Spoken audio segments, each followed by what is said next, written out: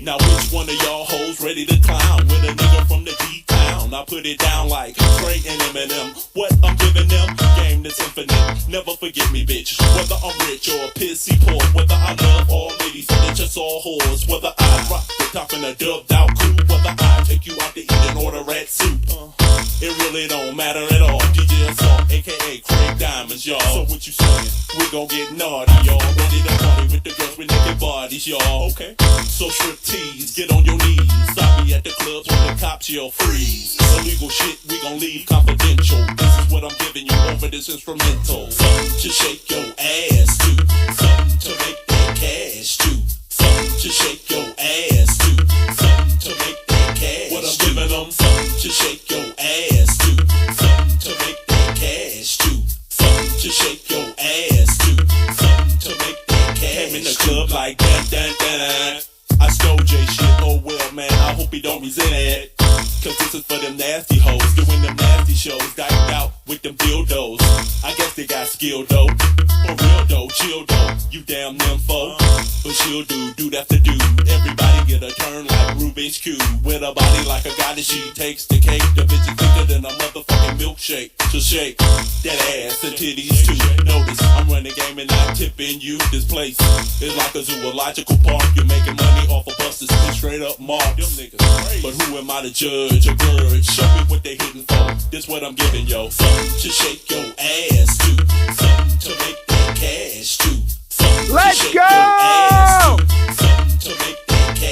Ladies and gentlemen, we're about to unplug from the Matrix tonight. That's right. Tonight is the night. Let's go. Something to shake that ass to.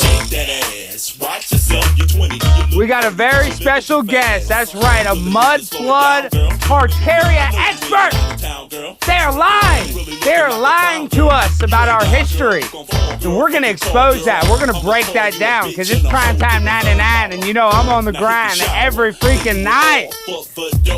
You know we're on the grind, especially tonight, because we're about to tell you about the hidden history that we got going on. And I can't tell you how excited I am. And we got the one and only, that's right, I want to pull him up because I saw him. Andreas, Xirtus! Wait, I show you the face. Hold on, I messed up the thing. What tarnation was that? Dude, I'm messing up the screen. Alright, you know what? Like most things about the Tartar history, we'll do viewers and then we'll see televised. How you doing? I'm doing awesome. Now I got you playing through three different things. Ladies and gentlemen, boys and girls, let me give a better intro.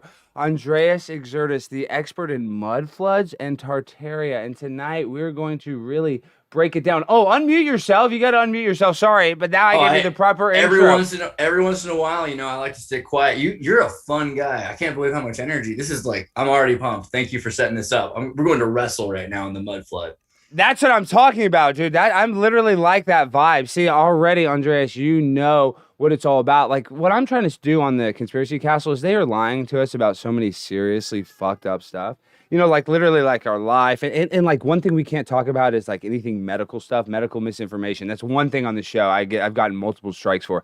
But we know what the fuck's going on. I know you know, you're woke to that. But what I'm saying you gotta is, be careful and get yourself on Odyssey. You're using Libraries Odyssey, right? I am using, we're streaming on Odyssey right now as well. Good. Yeah. Yeah, we are on Odyssey. But I still don't have that much. I mean, I have an audience. There's probably maybe one or two people watching us. The problem is we got 34 on YouTube right now. We've been live for 4 minutes. But what I'm saying is people like the chat. People like the, you know, that's the problem with YouTube. It's like we need to get off it because it's so censored. It's all coming, man. Like, so I'm so super stoked on Odyssey because like I was like the first one that they let to do like the live premiere. And I've been helping them, like, you know, telling them how we need the features to go for super chats. So it's about to get so just recklessly epic. Like, so yeah, free information and projects we're working on in terms of the Fediverse. Like, we're about to have free speech again. But in the meantime, we will respect the rules of the platform of which we have decided to submit. It's an abusive relationship as a YouTube promoted channel. I get it. See, I love you already. You know, dude, we have to. Why? But this is my thing with the submission is they don't want us to be on here. So doesn't that mean we should fight to stay on here even more, or is that? I mean, yeah, that's what I've been doing, man. I remember like a couple of years ago when I first started kind of talking to David Weiss, right? You had him on a while ago. He does the David Weiss is one of my best buds. No, David Weiss. He's a comrade in arms, man. Well, he was one of the guys who turned me on to this idea of the Tartarian odorizers, which we make now, which is like I started looking into the history of like the opposites of deodorants, and like David Weiss is all on it. What they do is they put crystallized menthol in bags, which are like sniffing salts, in bag, and you put them in your shirts, and then you can walk across Spain and you don't smell too bad. It's awesome. Wait, you learned that from David Weiss, so you don't realize David Weiss and I are best buds. We have a show on Thursday we do all about, we break it all down. It's really a comedic show. I had him come on my advanced philosophy memes. I don't know if you've seen that, but beyond Tartaria, I also have this thing where we do a thing on heterodoxy, extreme leftist and extreme right people, but we would also just toot like the hard things that you can't agree on. So we got flat earthers and globe people. And I'm like, this is not a debate. I want you to understand if you can see and agree with the other person. It's like Fight Club. I want you to get in a fight with someone and lose. But it was like the Steel Man, it was great. So David's awesome. We love him. Yeah, and I like pitting people against one another. Sadly, like I go on debates all the time. It's sad that we like that. I don't know why that's fun to watch. That's the thing. We need to work on sophism, right? So like as a people, like we saw in the debates a lot, like a lack of steel manning. We do a lot of straw manning where you try to like straw man argument. We're pretty familiar. Steel manning is where you like fully have to understand where the other person's coming from entirely before you can commit your side. And so that makes it almost impossible. So we have right now a society where they argue and you're in the middle of watching it and you end up more, you lose a little bit of both until you're in the center. But I like it better where we like get the most out of the extremes. So you like Pac-Man end up back around again, Okay, but so, it's funny you say that. I put myself pretty in the middle politically. Like, I like Trump, but Trump's a liar scumbag. I thought he was okay until...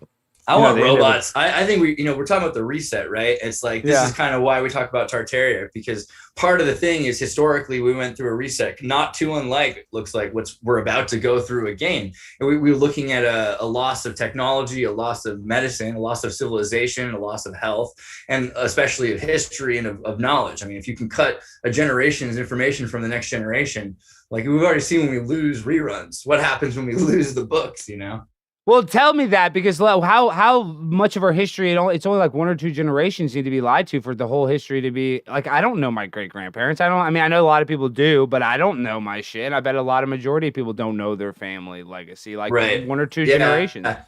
So we have a name for people who remember their family. It's the Elite, the elite, the ites, the like Israelite, and an L for Elohim. Yeah. The people that think they're God's people, they have a noble line. I didn't realize. Wait, pause. You're going on, but the ites, I never realized. That's why they add that. The ites, Israelites. I didn't realize that. You just learned that. Boom. Go ahead. Sorry. Yeah, well, that's a big thing too. So I've been doing a lot of interviews. Okay, so let's go back to the beginning. So I'm Andreas Xirtus, and you can check out my videos Xirtus.com. And there's a link to your. There's a link. I didn't put the link to your website. I'll change it after, but there's a link to your YouTube channel. I know thoughtful based guy right there. So the thing is, I just wanted to introduce what I was I used to work for CNN. I did social media. I worked for Bert DeBrow, who was the Jerry Springer guy, brought me in to work for HLN, CNN, and all these, Turner properties doing fake news, essentially. And I don't mean it like that, because some of my NDA says that, but doing news, right? Like I did some news, and it was the Malaysian Flight 370, where I was finally like, okay, this is crazy. Like, we can't be not telling people all this stuff and then knowing it, but like, you can't prove certain things, legal ramifications. Well, I worked for the TV show Cheaters for forever here in Dallas, and I signed an NDA, so I can only say so much, but you can figure out that show. It's a reality TV show. But go ahead. So you worked at CNN, you got jaded. Jaded.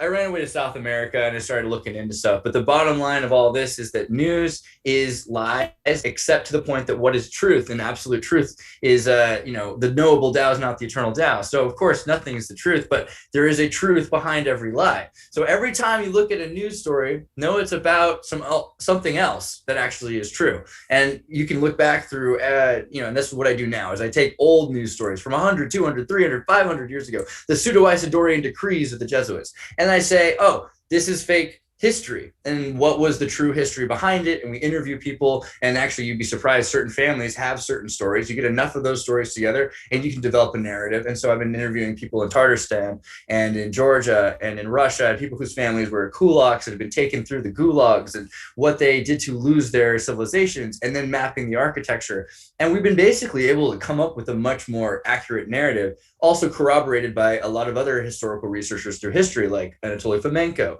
The Soviets had, essentially developed the new calendar once they realized that the Gregorian calendar had been changed, way before we started talking about the phantom time hypothesis or any of that stuff. So, I mean, that's basically what I do, is I try to find out what really happened. Wow. And so let's get into it, because you just talked about Tatarstan. I can't even say it.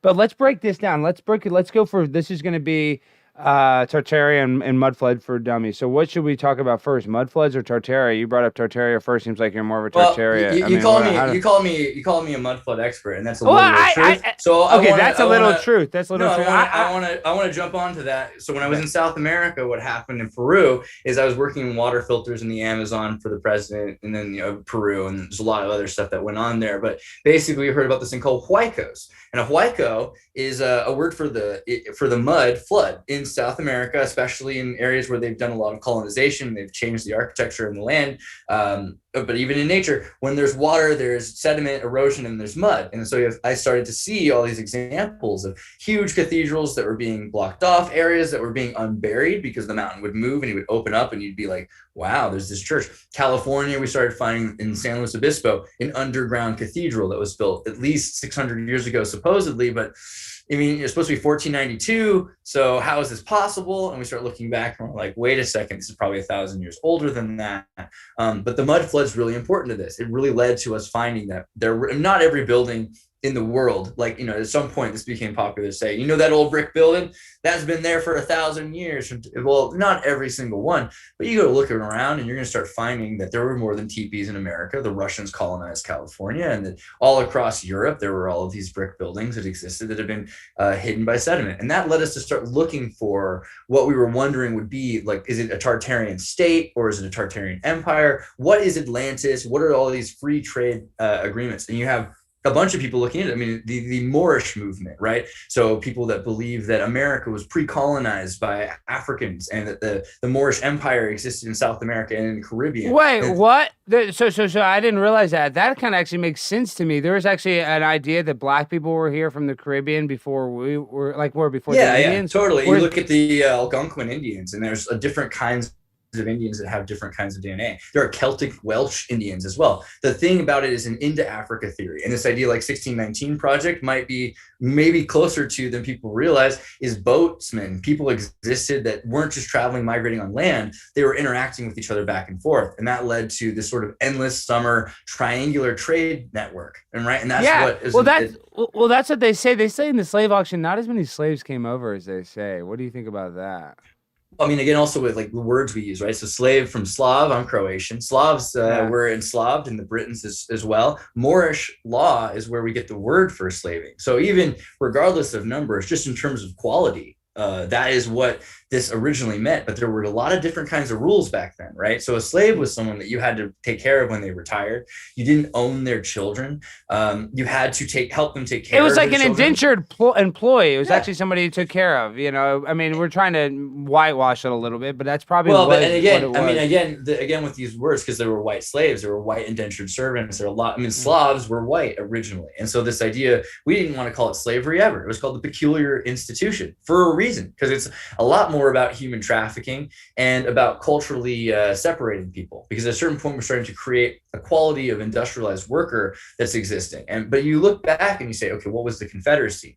And Tecumseh, the Native American Confederacy of Native Aboriginal tribes, there was all kinds of Indians that were part of a confederacy. This is what the Articles of Confederation were based on to write in 1776. So our Constitution is not really based on socialized pedophilia by the Greeks. It's really based on Confederate tribarchy that was developed by the natives, and the natives were Scythian and Tartarians. And that's where we started to find out that, okay, there was a trade empire. What is this ethnicity? Well, when you look when at we're saying this, what year? I know this is kind of hard, but what year are you thinking? Because our history of years is so fucked up. What right. do you, Okay. So maybe we should go mean, there. Let's go there first. Let's actually go there first. So with years, it's kind of crazy. First off, the Russians didn't start using, and a lot of Eastern Europeans didn't start using the Gregorian calendar until the 1920s.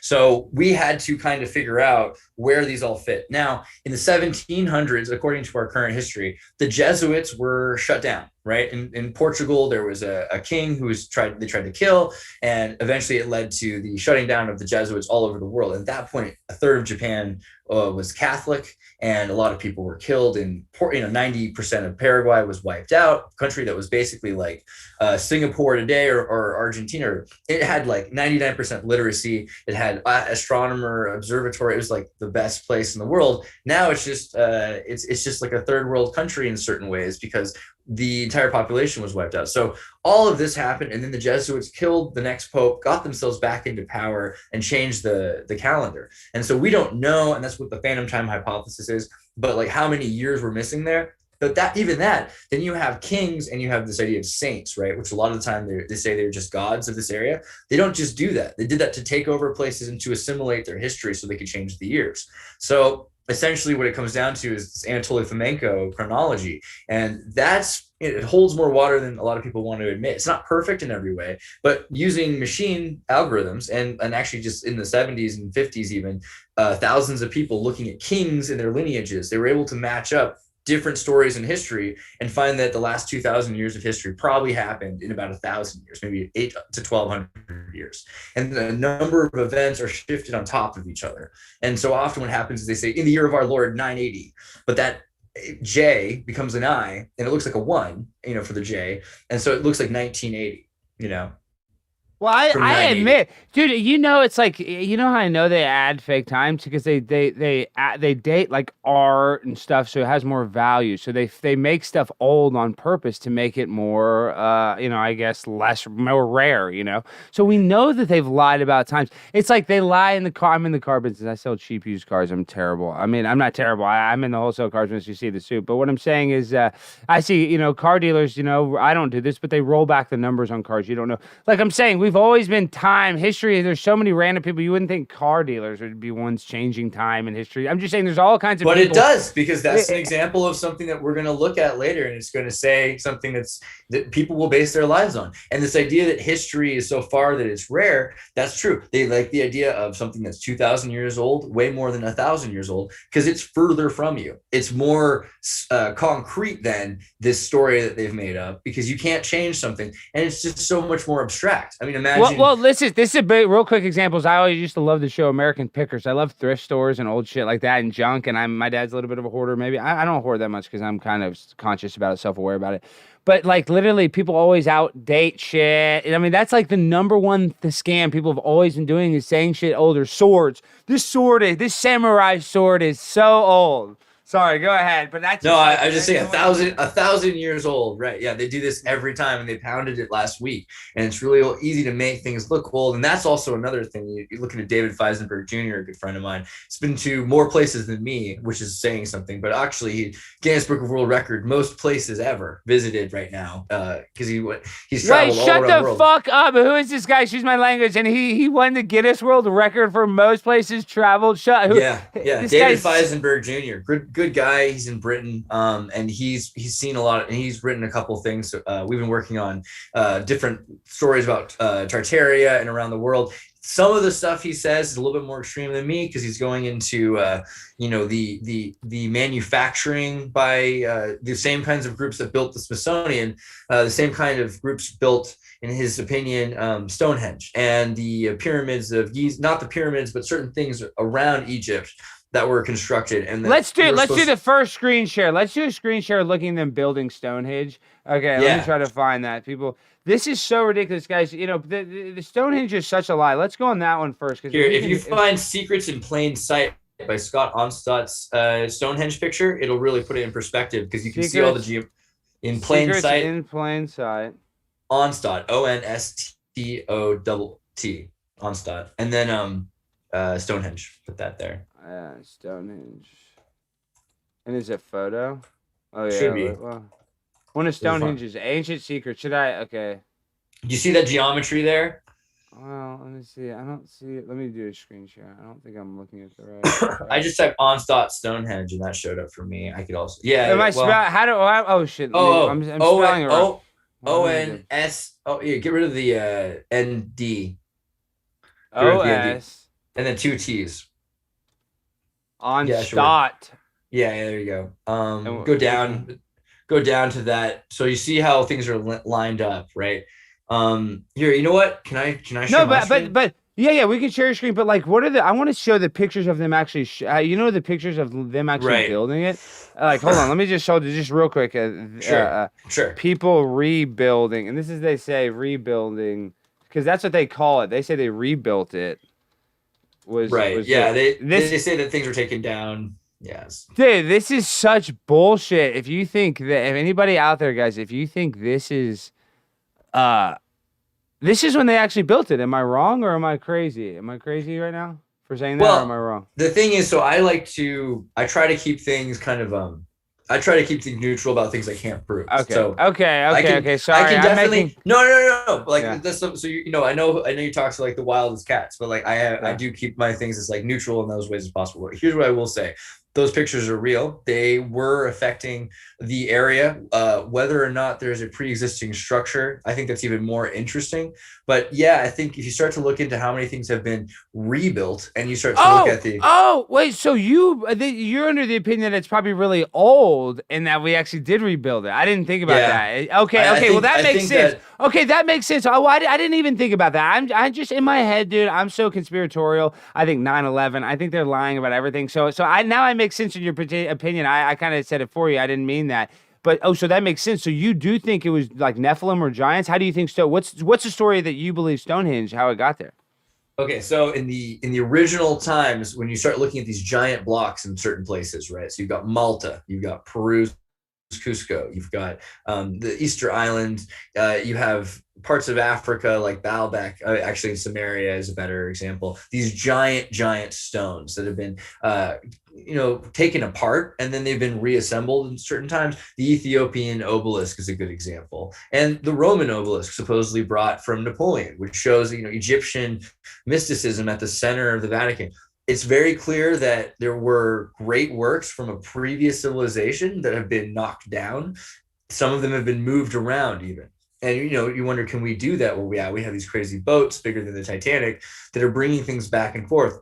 Sometime in the 1800s, it became, I think it's 1860s to 1890s specifically, or the time when they started really manufacturing all of these new cities, which were based in these old cities. And a lot of them were already standing, or they'd been through, epic disasters. 1811 to 1812, it looks like a lot of the buildings were wiped out.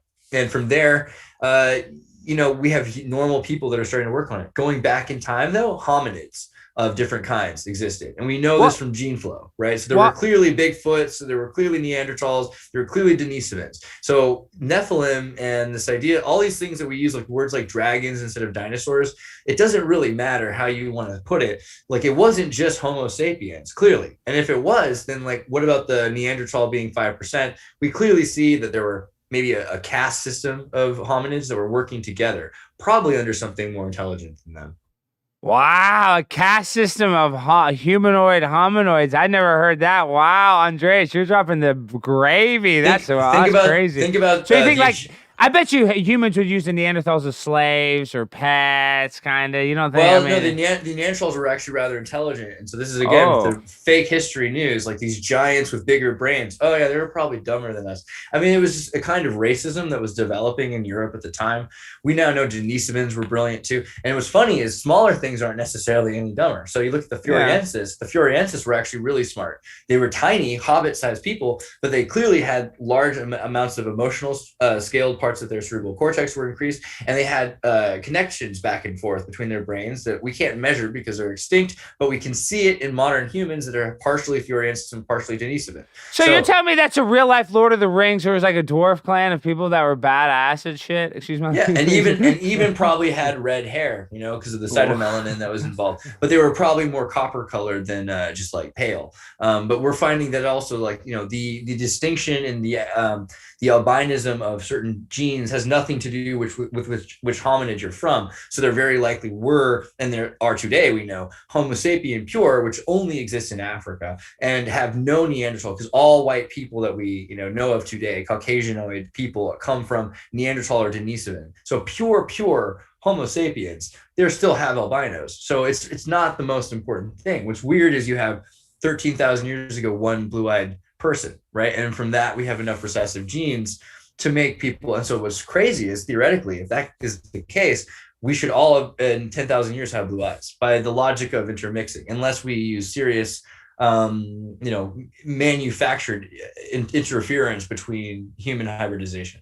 Well, I believe the plan is for the New World Order, and I know people don't like that word or whatever, but it's for us to be all one sex and one gender and one race. I mean, maybe I said sex and genders, but that was repetitive. But just they want us to. They literally want us to be.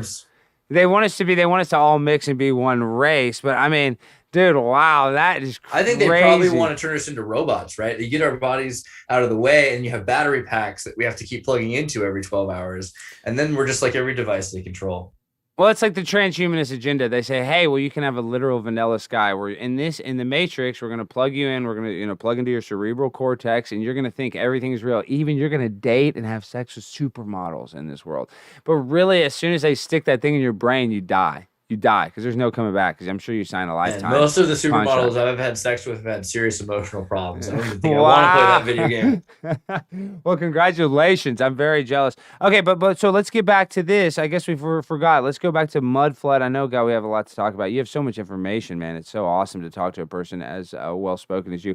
But so what is when we talk about Tartaria and Tatarstan, I can't say that. Pull up the Tartarian tablet. Can you pull up Tartarian tablet? That'll be... Yes, hold on. Tartarian tablet.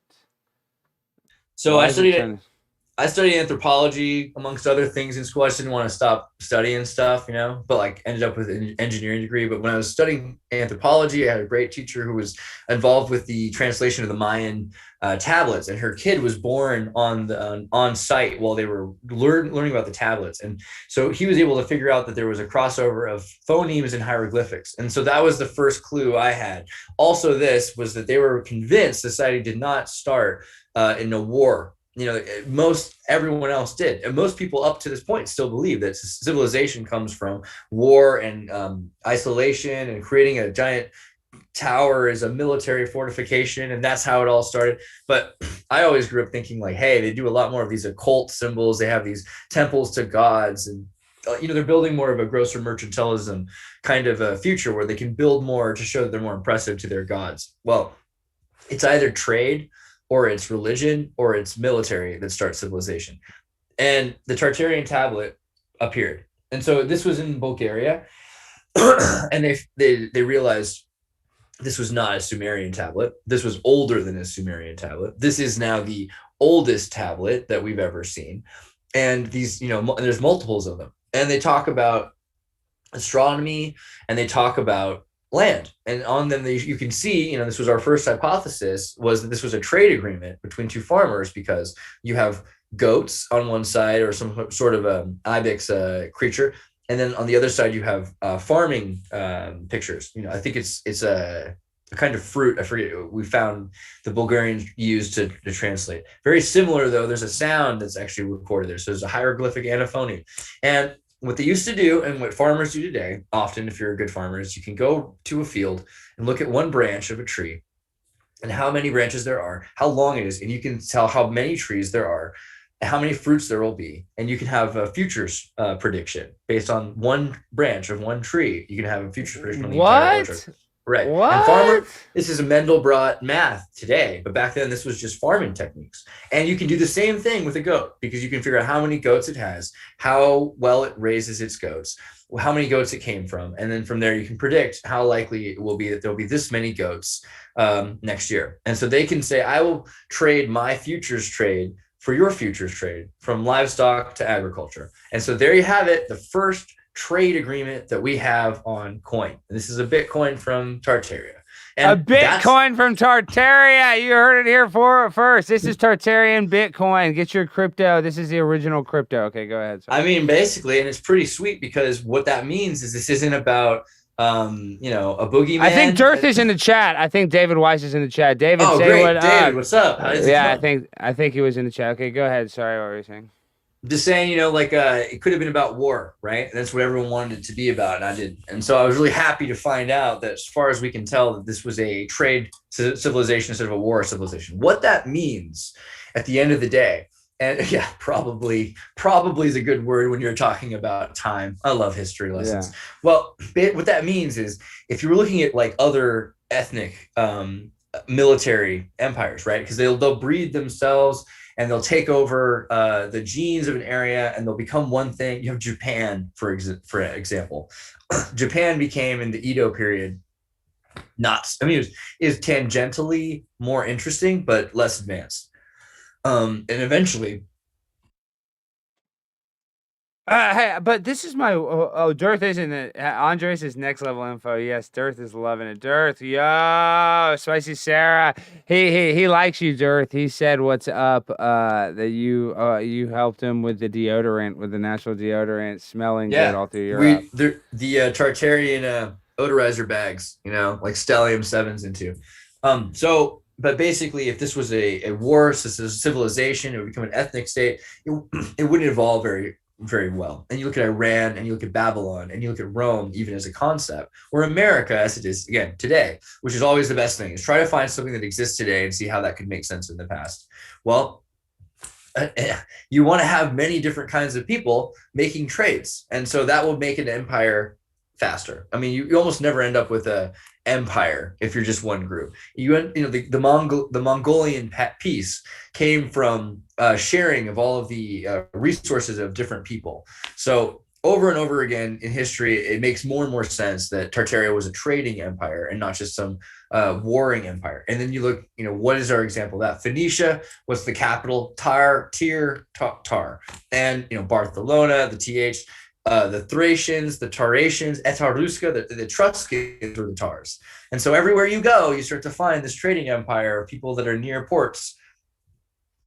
Fuck, do you know all this shit? How the fuck do you remember all of those names like that? Are you joking? I mean, I believe everything. No, yeah, like Google, I'm just saying, duck go it, bro. Duck I go know, it. no, I believe you 100%. But I'm saying, how do you have the retention to remember this shit? I can barely remember my phone number, but I'm mentally ill, so you probably are smarter than me. But dude, I'm you have some mentally real. Ill. I'm Illinois boys, but what we're all about is memory palacing. So in the old days, before, and so that's probably also part of it. I used to remember girls' numbers or something, but like, in the old days, you had to keep memories in your head, and they would teach people, like Cicero had memory palace. And so, you have a building in your mind, and you go into it, and then there's stuff that's holding them. Maybe I have a book by Cicero, and I'll put my hat on it, and then that way I'll be able to know later to go into my memory palace. I'll go look for my hat, and by my hat is Cicero's book, which is with the Great Gatsby, and then I can remember the first page, and it says, "In my younger and more vulnerable years, my father gave me some advice, which I've been turning over in my mind ever since." And you just start to visualize everything into a thing, and then you have all of those memories there. And that's what they don't want you to do, but you can do it. Humans can memorize things. Yeah, I know. I can memorize some stuff, but back in the day, you used to memorize directions. Now with like phones, dude, nobody remembers anything. They have that on purpose. Like they literally got our brains stuck on stupid. And I kind of wonder if that's not like a routine, right? Because in the old days, computers were guys on boats who would do longitudinal, latitudinal studies. They had a book of numbers, or they could remember them, and they would know how to do degrees to shoot cannonballs, right? And at some point, it all becomes automated. So, this could be, we think about Atlantis. This is already a hypothetical that we've been talking about since Herodotus, is this idea that civilization was super advanced and nobody knew it was foolproof. So you had more and more fools developing, and then eventually it collapsed for one reason or another. Either it was destroyed on purpose, environmental disaster, or jealousy, right? Or it could have just been incompetence, because if we don't know how to fix these things when they break, we're going to end up right back at the beginning.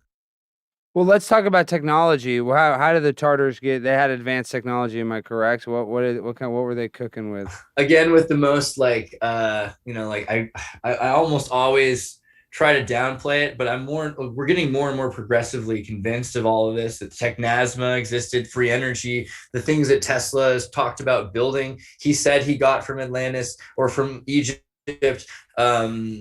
Dollard, Well. Just I'm saying when these buildings, it's all resurgence.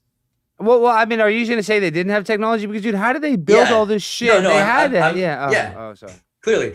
And so but you're right. And so this is the thing about history again. Manifest destiny is only possible because these people didn't invent the wheel, right? So we can just take their land and their stuff, which they shouldn't have because theoretically they shouldn't be able to have invented. But yeah, you go to a lot of places where there aren't just teepees. There are brick buildings. There are basements. There was diesel, existed before, the diesel engine was invented. What? I love diesel trucks. Wait, diesel was around before? Wow. Yeah, Diesel's a French guy who figured out something that comes from Byzantine books that were brought to France through the Renaissance by the porters, who were Irishmen that were controlled by the Dutch, who were controlled by the Spanish, who at that point were Arabic because it was the Moorish, caliphate, and so they ended up. Now Mexicans buy them in Dodge Rams trucks with Cummins engines that use diesel. Basically, wow, that's how it goes. Biodiesel is the thing, but also steam engines. Herodotus talked about steam engines. And then the real cool one's electricity. So electricity is the one where I had to be like, can I? And I've been to a lot of these places and I've seen a lot of these things. So I've been trying to look and find all the evidence of all of these star forts and all of these places. And I got to Cordoba, and Cordoba is in Spain. And that's where I realized, they had electricity. And that this has been, going on for a long time. I mean, you look at the Vedic use of electricity, you look at the Arabic works we have that prove that they had alternating current, and it was used from water, and they had water wheels that were spinning and water mills. And so and look at the old records, look at the manuscripts, and they talked about how they had oil-free lights like magic, and it was they refer to it often as magic or as energy, but they're like, no, this is science. This is a science that they have, that they're able to produce energy from. They're able to produce a certain amount of energy that's radiating inside of these glass orbs, and they have watchtowers over these cities. So at very least, we have electricity. And then we also look into the Pantellogram. And the Pantellogram is one of my favorite. When you start looking at some of these people's inventions, like they have a Morse code and all these telegrams, that's the stuff that they could figure out how to, you think about like Terminator, and he drops off his chip, and they can fix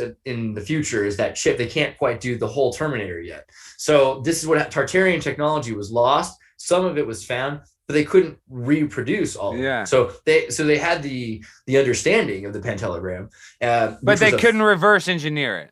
They could only do so much. So originally, there's the Pantellogram is literally one pen on a pendulum, and it's controlled. The electronic motor is controlled by XYZ coordinates. They're spinning, and so you're sending a signal from one to another. And so if it draws a picture here in the Alamo, then it can print with radio that picture somewhere else. So it was a fax machine from the Old West, and they had this. Wow. And you can look them up. They exist, but like they had to, dude. Because how did they colonize the West without a phone? I mean, dude. How did they get? I'm just not a phone, but you know what I mean. A metaphor. Yeah, totally. Phone, like for contracting. Imagine for contracting. And I want to make this one point, because you have so much information, dude. I believe now, thinking about it, when you say that, dude, as soon as man started making fires, they figured out it had energy. You know what I mean? So we've had fires for however long. I don't know if they got electricity from that. I'm just saying they figured out fire created steam really fucking fast, and probably had to figure out. I mean, even dumbass humans probably figured out fire was important and could create energy from that blast. But sorry, I just was thinking. No, it's good. I mean, most of these myths that we hear from the Greek, Hellenistic myths, they're based on older Thracian myths, and this is also why I've been trying to study the Tartarstanis more, and like what's going on in the Russian Federation is they've made it look so confusing, because there was a time when Islam didn't mean Muslim. It actually was a like blissful, alignment like Hinduism, and this existed. Swastika was a well, it's like again, that's like connected to the Ankh, right? It's a propeller. So like again, like you look at the Gamadian, it's a propeller that spins based on energy photons. Or I mean, in school that means all your shockers are in full alignment. That means like when you're at full, RPM, right? And I think David might also, David Weiss talks about like the flat Earth map, and if you look at like a compass that a functional compass is based on the same Gamadian pattern. And I often like to use that term because gamma has to do with like the light, and the gamma diode is spinning.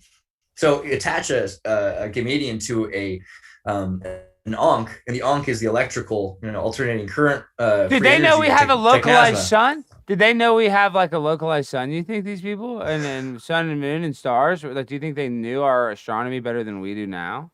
I think that Emerson, Ralph Waldo Emerson and Washington Irving are to be blamed for a lot of the misinterpretations of our past. So American novelists, especially Washington Irving, who, he went to the Alhambra in Spain, and after he'd written the Christopher Columbus story. So I've been now to like both of his homes and like his castle hotel that he was like, after the castle had collapsed, he was just like putting up a tent inside of this castle, and it collapsed in 1811, I think, right?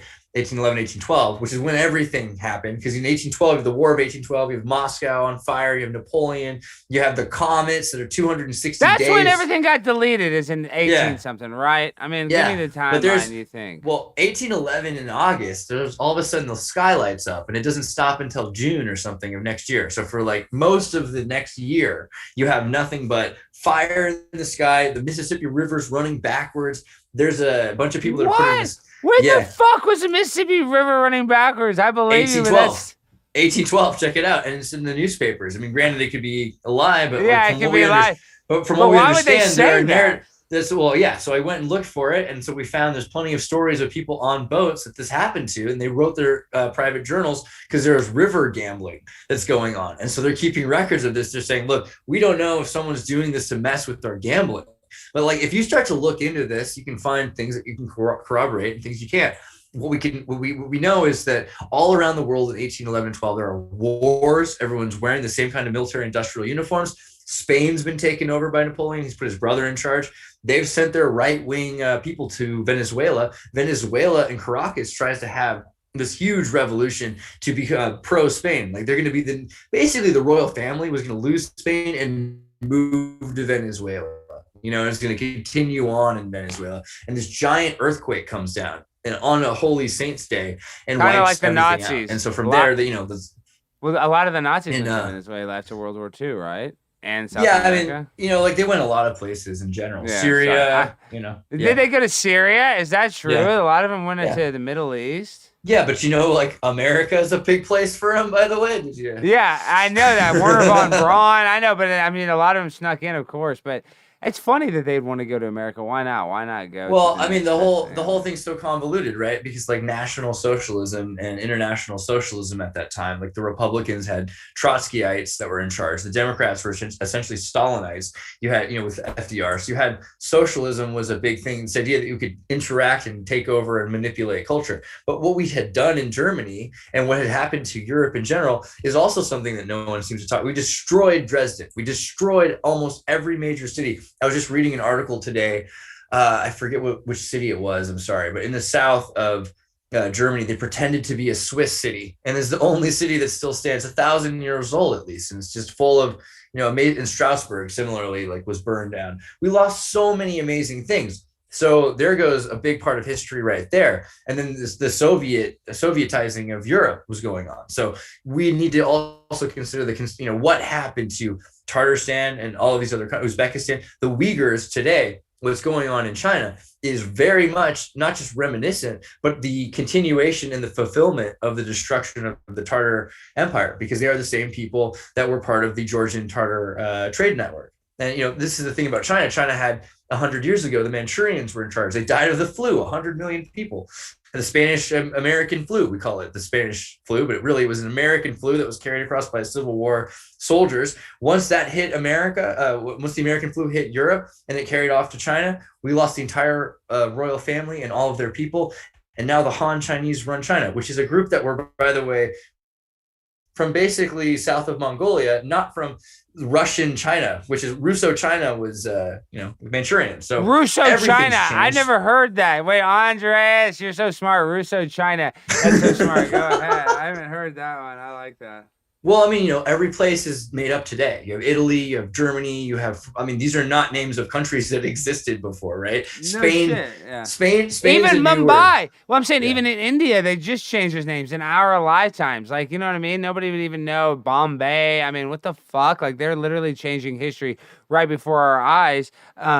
Well, And go ahead. imagine, Sorry. I'd also say, like, imagine that, like, all, like, America, like, if they said we have to destroy America because the former president upset everybody and they hated him so much that it was this Trump country. So we have to send Americans out everywhere and we have to change its name and they have to pay war debts and stuff. That's a big thing that happened. It was like so many people for a long time didn't have a Germany, right? Like there was a Prussia, an Austro-Hungary, and they wanted a Germany. And then at the end of all of this struggle that they had, it's all blamed for this one guy at the very end of it. So it's, I mean, granted, a lot of horrible things, but think about the 1880s. Like there was a lot that happened since then until the 1940s that is not being credited. So 1880s Treaty of Versailles also is important. And then you look back and you see what happened to England. England had a democracy and a president before they killed their king, and they had not a president. They had a Cromwell was a what do you call him? The minister, a prime minister.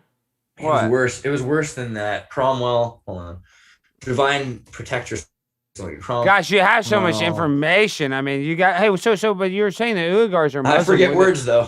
I know. Well, it happens all the time. I mean, but we're the Tartars. Lord Protectorate. So he became the Lord Protector of Britain, and then they were like, and then they had to kill everybody, and they had to beg the son of the king to come back from Amsterdam. They're like, please. Lord Protectorate. That's what I'm gonna start calling myself. Lord Protectorate. Is that right? That's I'm gonna Protector. I'll protect you guys in the chat. Remember that. But sorry, what was you asked a question? Oh yeah. Sorry. Well, you said the Uyghur was of their lineage, and they're Muslim, right? So do you think the Tartars, did they have a religion? Were they probably Muslim? Were they Christian? Yeah. So this is a funny thing. So again, I went to Cordoba and I saw Maimonides. And so Maimonides was a Jewish rabbi doctor who helped navigate the legal system that the Muslims had built this state, right? And so it doesn't make as much sense because these Muslims clearly are very different than what we consider contemporary Muslims. And, the women's rights are written about in the original Quran. And there's a lot of stuff with the Uthman Quran, and the original Quran is in Tatarstan, and the oldest Quran's in Russia, right? So like you start finding out really quickly that Islam today and Islam then, same with Christianity. Christianity's changed. So you're telling me Islam was probably started by white Russians, dude? Like the drink I used to drink in college? Like redheaded, green-eyed, like Genghis Khan was a redhead with green eyes, and so dude, that's what I'm saying. The person who started Islam probably was like not what it is today. Like you're not supposed to, and you're not supposed to know about Muhammad, like because he's referred to as the sweet one, but you can't see his face. They often show. There were illustrations talking about people who wore red turbans because that red turban was to insinuate that the red hair of, and going back. Muhammad had red hair? Yeah. He was definitely he wasn't, he was. How was he described? Really? I didn't know that. Red hair. I'm almost uncomfortable. I don't want to get in trouble for saying it, but you can look it up and you can Is that bad? Oh, okay, I didn't know this. See, I started talking about touchy subjects. I didn't know. I guess there's Muslims in the chat that might not want to talk about. The thing is they don't want to make it all about the body of the person, and I'm totally fine with that. But it's just important to remember that things and I respect our Islamic region. Brothers. We like our Muslim brothers and sisters. We love all religions. And I'm finding it more and more fascinating of a religion when I start to look into like the older aspects of it as a ideology and not just a religion, because it allowed for a harmonization in society with all of these different groups. But you had mullahs, right? Which would, for 20 years, you would go to a university temple and learn how to keep the culture. And you'd have a wife and kid, and you'd continue to be a mullah, like a priest, but like a professor and a teacher and a community leader. And so they had, these giant temples. And if you look at now in Russia and you see these crazy Arabesque, Aladdin-like castles all over their landscape, these icy churches everywhere. Now, it's pretty clear that this was more of a Eurasian, Russo-Arabic culture that existed at that time. And it's not that it's the same as it is today, though, because at that time it was more folklore and paganism and all these other aspects that have been now devised into Orthodox old way Christianity. A lot of that stuff was part of Russo Islam at that time. So these things have all changed, but that they probably would have used those words to describe themselves. Where does Babylon and paganism and all that stuff fit in this? Yeah, I mean, honestly, right? I think Babylon is an answer for the shattering of what was essentially a world order. It sounds like there was a point when things were all together. And it's pretty clear, at least in the Bible, and I'm not saying this is true or false, but the they explain it is that we had the capacity to reach the heavens, and so we had to be stopped. The gods, or those of them above, and the Anunnaki, according to the Sumerian version as well, we talk about how they had, humans were disconnected from each other. They weren't able to understand each other, which drove them to separate from each other. And you think about how easy that would be to do, and also the practicality, because if you have one monocropped human, which they keep saying that this is the goal, and I'm suspicious. I don't think it's the full goal. I think it's just part of the goal. They want to have 80-90% of everyone be a monocrop. Sure. Why? What happens with monocrops? Like, let's look at the potato. 3,000 kinds of potatoes in Bolivia. None of them went extinct. One kind of potato has a famine in Ireland. Everybody dies. Right. Yeah. So the idea is you wipe out 90% of the population because they're all the same. And then the 10% that exist, they get to live in these different places and self-isolate to become these new hybridization crops that can be variable. And that way they can be protected against different blights. And this is not, this is farming. This is what this is. This is world order farming, and turning, and processing of non-renewable resources, which is like the human, because like pretty soon we're going to be replaced, it looks like, as you said, with the transhumanist agenda. Well, we already are, because we're being run by multinational corporations. So basically, we're just data, so they can make more money and compete within each other, so they can have a higher number on the stock exchange or whatever the fuck. I don't know what their end goal is. They're probably evil and worship the devil. But hey, one thing you said, I actually want to go back to that had the technology. I think it goes back to Genesis chapter 11, verse 9, is the Tower of Babel, and how Nimrod had the ability to build a literal tower to the kingdom of heaven. And this is going to be controversial, but the great boreholes, 8 miles deep, and the deepest we can go in the ocean is Marianas Trench. So I'd imagine the highest we can go is 8 miles. Now, I don't know if you agree with that. You can obviously disagree with it, whatever. You know that song, 8 miles high? Yeah, I'm into it.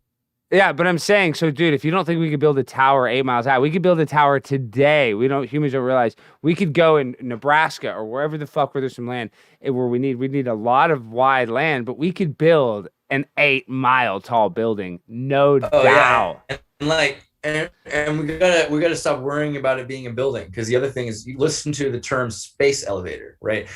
People say UFO. What does that even mean? It's a UAP. Space elevator is the new Tower of Babylon, because then they can build it straight up. It could be a graphene cable. We can have a tether, and that tether can. That's what they. Why aren't we building? Now. Why aren't we building something? Why isn't there a billionaire trying to do that? There are tons. And that's the thing. But like, imagine what all the problems are with blasting a hole in the firmament, right? I mean, isn't that what the Bikini Atoll problem was? So I mean, or it wasn't not. Every time I drink that formaldehyde aspartame soda, I know your eyes go crazy. I'm totally addicted to diet soda. I don't drink alcohol. It's my poison. Oh, I know. Gosh, careful. I see your eyes. Try some Topo Chico. I see your eyes get so big. Everybody in the chat makes fun of me. They call me, I'm going to have Alzheimer's. It's fucked up. I'm addicted to it. I don't drink the regular soda. Please pray for me. I'm so fucked up. But I can just see your body language just making me laugh. I have to talk about the elephant in the room. I was raised in California by transgendered Wiccans, man. Don't worry. I'm a redwood diaper baby. It's just what it is. Wait, what? Let's extrapolate. Transgendered Wiccans, what, were you adopted, or how the hell is that? I went to public school, so we had the daycare programs, the Satanist run. I'm like from that generation, like here we are. So you had the parents in California just trying to make it, had to put you in the daycare and the public daycare. They were hardworking people, but my mom was Catholic and my dad was like, Quakerish, but American, like not really too religious, but like, good guy. But they both probably worked, the society. Right? Yeah, but I'm saying they both exactly. Yeah, that's how you didn't have a mom at home. Yeah, you get a Teddy Ruxpin bear with a cassette tape player, and then you go to school. That's You're a little bit of a latchkey kid, but I think that's why you're such a badass and why you travel all over the world and why you've done so much cool stuff. And that's probably it. Were you an only child? I'm an only child, or did you ever? I had a 3-year younger brother actually, but he was into sports, so he got to do stuff. Wow, was he a good athlete or something? I can tell a little animosity. Yeah. Was he really good? You look like you could have been a good athlete. You look like you could have been a hockey player or something. I did play hockey, and I played water polo. But he was like football and like good at it, and that he was more in with. He was. Well, the baby's gonna get the bbest. The younger one always gets the best of sports, everything, the most attention. You know that, so it sucks. There's always a little animal. Good for him though. Good for him. Well, okay, yeah, of course you love no matter what. Well, and my cousin's gonna get mad, but my cousin, his son he's only I think 12 now, and he's like a badass baseball player, like the best like young baseball player like in the state. And he's one of his top kids, and you can tell he's so proud of his son, but he's also jealous. Like he even admits, I'm a little jealous. You know, it's just natural. You're just like, oh shit. So when somebody's good at sports, for some reason sports are just so rare. That's why sports, it's natural to be kind of, you know. And it's awesome. But it's funny. I think the thing is like he does like really good stuff. Like he builds rock crawling vehicles and stuff, and they listen while they're working to podcasts. So his friend told him the other day, he's like, I was listening to my favorite podcast, and then all of a sudden Sam Tripoli calls your brother the human computer. I couldn't listen to it anymore. Is that what Sam calls you, the human computer? You are the human. But you're better than a computer, because a computer's bullshit. Andreas. Yeah, right. Well, I'm saying the AT&T they've been trying to develop this technology, and all these companies, I forget what the name of the test is, where a human, they test it all day long, can see if they can be tricked by a computer with, the customer care service. Like literally, there's companies all day long, and they can never trick it. Trying to pass the Turing test. Yeah. Totally. Yes, that's what I'm saying, and they still can't pass that. So that's as good as artificial intelligence. If they can't even make, and like sometimes you can get tricked. There's some people like, oh, but like if you talk to them for 1 minute, you can figure out it's a robot. So what I'm saying is this artificial technology, it works for a Google search engine or an algorithm to find something. But dude, this thing can't communicate like you and I are doing, like your retention. All of a sudden you're talking about Tartaria. Next thing you're talking about Mudflood. Then you're talking about Babylon. Like even a computer, even my Alexa would have to search all that shit and not be able to. And I'm not saying I have an Alexa. I did have one. I don't have any more of a metaphorical Alexa. That one I don't have. But you know what I mean? I'm just saying that would even go slower than you.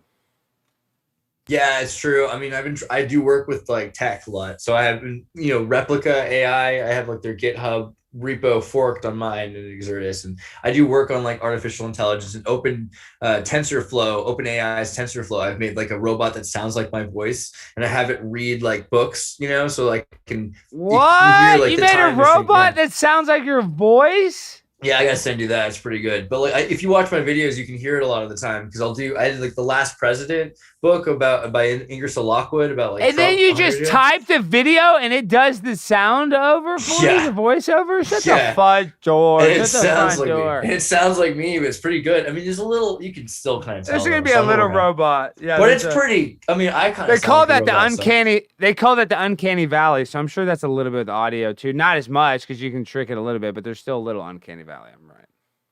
Yeah, it's true. I got Uncanny AI. I own that domain, so for sure.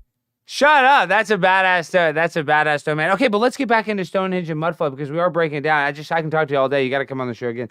Okay, but so we talked about Tartar now, and we probably, gosh, there's just so much information. We can't even recollect it. But let's go to the Mudflood. So what do you think? We know there was a flood because of what? Soil and erosion. And then what did the Mudflood do to the timeline? So basically, anytime you've seen a cartoon or you've seen a movie, they have like your layers of sediment down and dinosaurs and stuff that's buried, like people buried in there. It's like it basically kind of shows what it was. At one point, there was, areas that had trees that were rooting it together. And when they were leveled, and then we look at Easter Island, they say, well, the trees were taken down and they were used to move these heads. Okay. So most places have the same problem. The thing about that is the mud flood is more indicative of the loss of the free energy system that is the rainforest, because you had a rainforest, a microbioclimate in Kansas City at one point. And wait, slow down. I want to keep going. You're telling me that used to be, you think Kansas, or that you have that? Yeah, there were trees. There were trees. A lot of places where there aren't trees right now, there were trees. You look at Lake Chad, Mega Chad in Africa, and Super Chad, right? It's got a place in the middle that's covered in sand now called the Sahara. That wasn't the Sahara. That was huge lakes and rivers and trees. Yeah, trees. And like what happens with trees, you have stormage. Stormage causes areas for hot and cold distribution and allow for lightning, as far as we understand lightning, but it then hits grounds itself, and then it produces energy into the ground. This is what the rainforest is doing right now. And I was living in Iquitos in the Peruvian rainforest. It's like a little island in the middle of the Amazon rivers on either side. You have to fly or boat into. There's lightning storms every day, all the time. And they're hitting what would be a tower, but there's no tower there. So it hits the forest, it hits the trees, and it regrounds itself. So this would be really, but there are cities there. Iquitos has cities built in the supposedly 1600s by the Portuguese that look like they're supposed to be rubber trader areas, but they're just really, really nice brick Tartarian style buildings. And they have towers there, 13 stories tall. So we think that the towers are designed, we think they're designed for this purpose, but we know that they can be used for this purpose.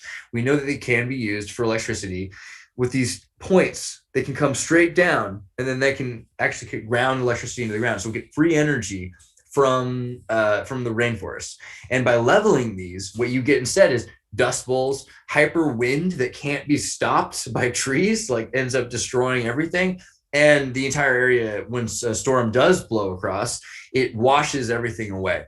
And so then you have things that are buried underground, which is why there's so much excavation. You talk about archaeology, their whole thing is digging, and they're trying to find what's going on underneath the sediment level, because society is on top of what was there. You go to Europe, you go to Rottenburg, or to go to Vienna or München. You just look under the street and you'll find, I remember going in Vienna to this church where I was walking down an alley and there's a tunnel and you go straight down, and then there's a whole other level and you're inside of this church that they've built literally a street on top of.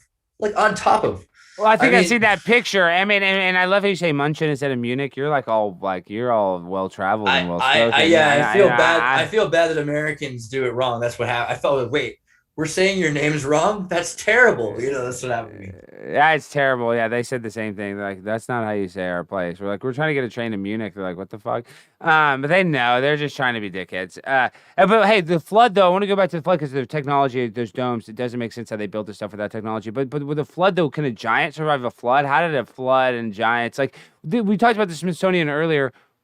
How did giants interact with this in this timeline? I'm so interested in Nephilim. Man, I really wish I could say who this person was I was talking to, because they're very well placed and very mainstream, but I feel like I can't. But the thing is, I'm talking to this, well, I can say at least a very conservative person involved with politics that would not expect to have this conversation. And they look over and they ask me, and they're like, so what do you think about the giants? And it was okay, let's get into this. Yeah, because the Smithsonian, right? Yeah, the Smithsonian, they disappeared the giants. So everyone kind of knows, I think, that there are certain people that have giant in them. King Plantagenet, who signed the Magna Carta. The foot standard is a very large foot, and it has to do with the king. These tall people, but they're how tall was the king that signed the Magna Carta? Was he 7 feet tall or something? He's supposed to be about 7 feet tall. Wow. And you look at a lot of these people in the Bush family and in certain aristocratic lines, and they're relatively tall. Like the Rothschilds and the Rockefellers have relatively tall people as well. The difference though is that there were people that had double back molars, right? Like they had extra teeth. Because they were we so have much them today. larger. We have wisdom teeth. So you're telling me they had extra wisdom teeth? Yeah, they had double sets of wisdom teeth. And the fact that we have them, but not everyone does. And I know I'm a giant. I know I'm a Nephilim. I know I'm a Nephilim because this is my theory, and I know you're a professional guy, but Nephilims they're like me because I'm real tall, but I'm not huge, well endowed. And the Nephilims had to have smaller penises to sleep with the human women. So I know I'm Nephilim, and I didn't have to get my wisdom teeth out only on one side. I didn't really need to get them out. I had a cavity. I have perfect room, so my big fat you're head only half Nephilim. Right. That's what I'm saying. I'm only maybe 1/100th Nephilim, but I got a little Nephilim. That is that Genesis thing. The Genesis says the sons of God came down and knew the daughters of men, and those were the days of giants. Genesis 3:6 or 6, right? But what about the Bible? What about the Bible? Is the Bible? What do you think? Enoch, the Bible, or am I going too far because you hadn't answered the other question? I mean, what is? Giants. Jump around. Well, we just have some giants. That's what I'm saying. It fits, yeah. There are giants in the Bible. I think the land of Og, right, is a big, so when Joshua leaves Moses, Moses passes away, and they go trying to find the promised land again, because they went there once and they ran away. Moses got to the promised land and they turned around because there were giants there and they were afraid of the king of Og. So in the Bible, Moses took him to a place and a giant was there. I haven't read the Bible, and they all were like, "Let's bail." Yeah, basically. Yeah. Wow. And then they had to wait around until Moses was dead so they could get back in. And so Joshua, brought them back in. But there are more examples of giants in the Bible, obviously like David and Goliath, and there's examples all over. The thing is, the Smithsonian, when they talk about giants, they say, okay, well, we have first off, who was Smithson? Smithson's this British guy who dies and has he's probably suicided, I could say, in Italy.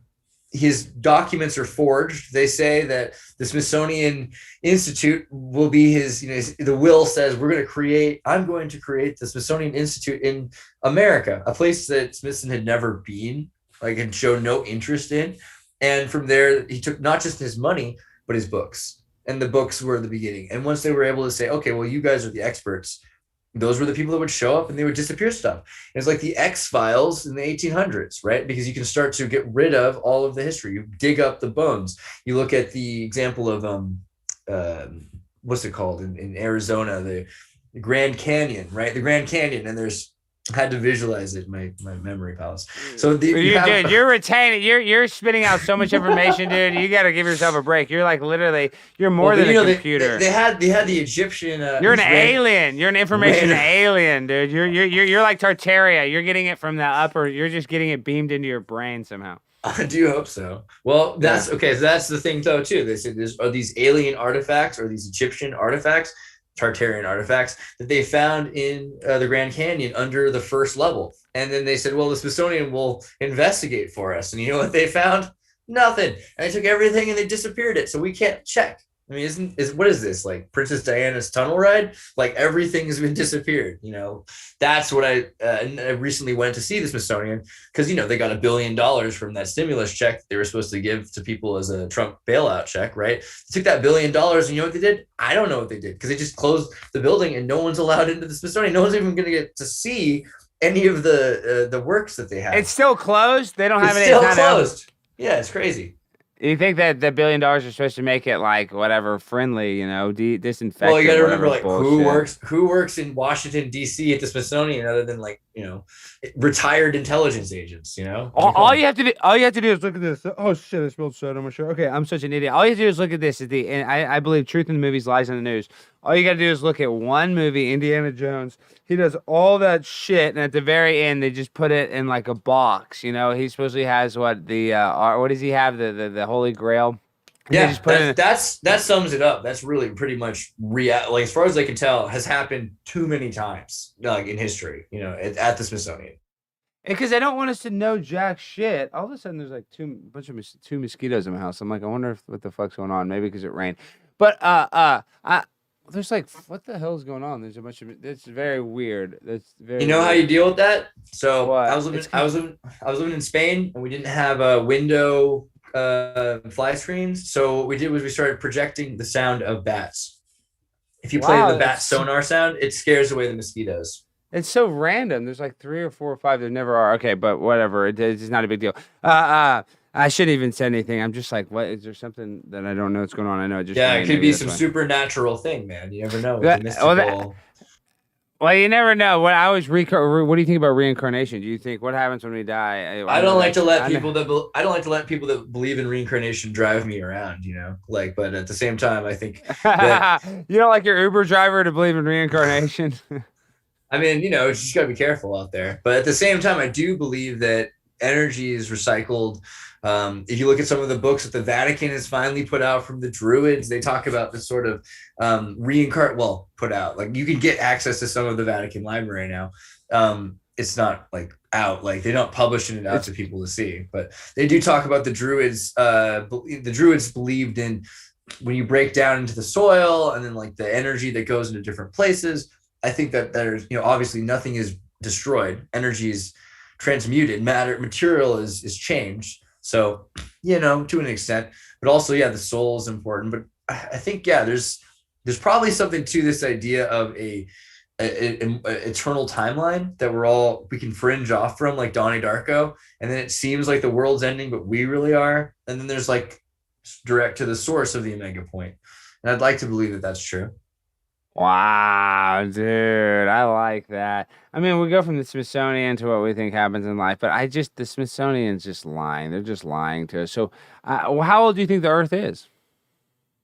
I like that Protestant minister from the 1860s who says, or was it, that the world was created on October 3rd, 4004 BC, and it was a Tuesday about 7 a.m. Is he saying that to be sarcastic? I like that. I think that's funny. I say it to be sarcastic, but like I know that a lot of people do chronology of the Bible, and they believe that the world is not, millions of years old or billions of years old. I wonder really what it matters in terms of time metrics, like if a day is, I think it's probably older than 6,000 years old, but we just don't. It's not million. I don't know what the fucking time is. That's the thing. It falls into this kind of balance game, and I think at the end of the day, you'd be surprised how much can change so quickly, but also how long things could go on. And we're talking about stuff we don't know the answer to. So I know you only like to speak on stuff you have facts. There's a lot of speculation on my show. Right. I just want to say this show is a speculative show. And I can tell, and it's fun, and I actually like the opportunity. So I would say, like, even trying to speculate, I'm still going to draw back from some kind of an evidence, but I say the Mayan calendar is the best, because the Mayan calendar shows that the universe, or at least what we understand to be the Mayan astronomical system, has probably gone through this zodiac, which we're now on the 13th wheel of, every 2,500 years. So probably 12 to 25,000 years old, on that scale. But who's to say? I do like the Mayan calendar.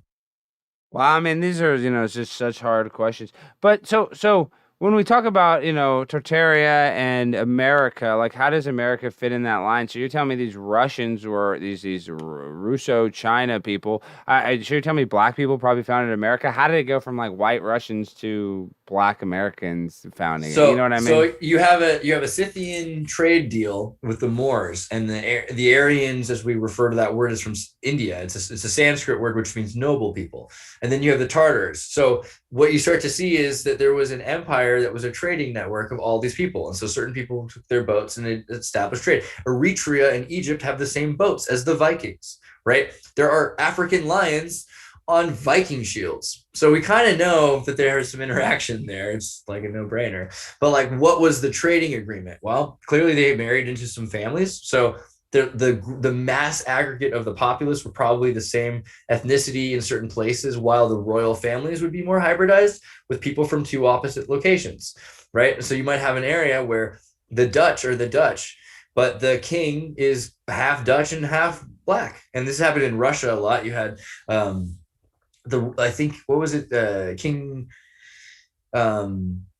King Pyotr had adopted Pushkin, who, a black kid, and then from Africa, and then he had 12 to 24 important heirs, which became writers and diplomats and noble people, all half black and half Russian.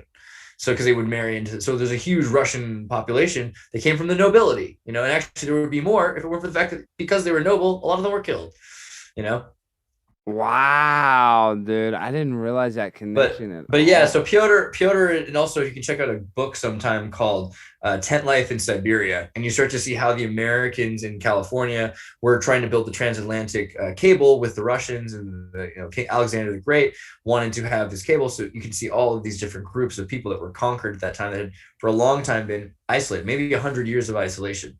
And then before that, you had more radio communication that was actually blocked out.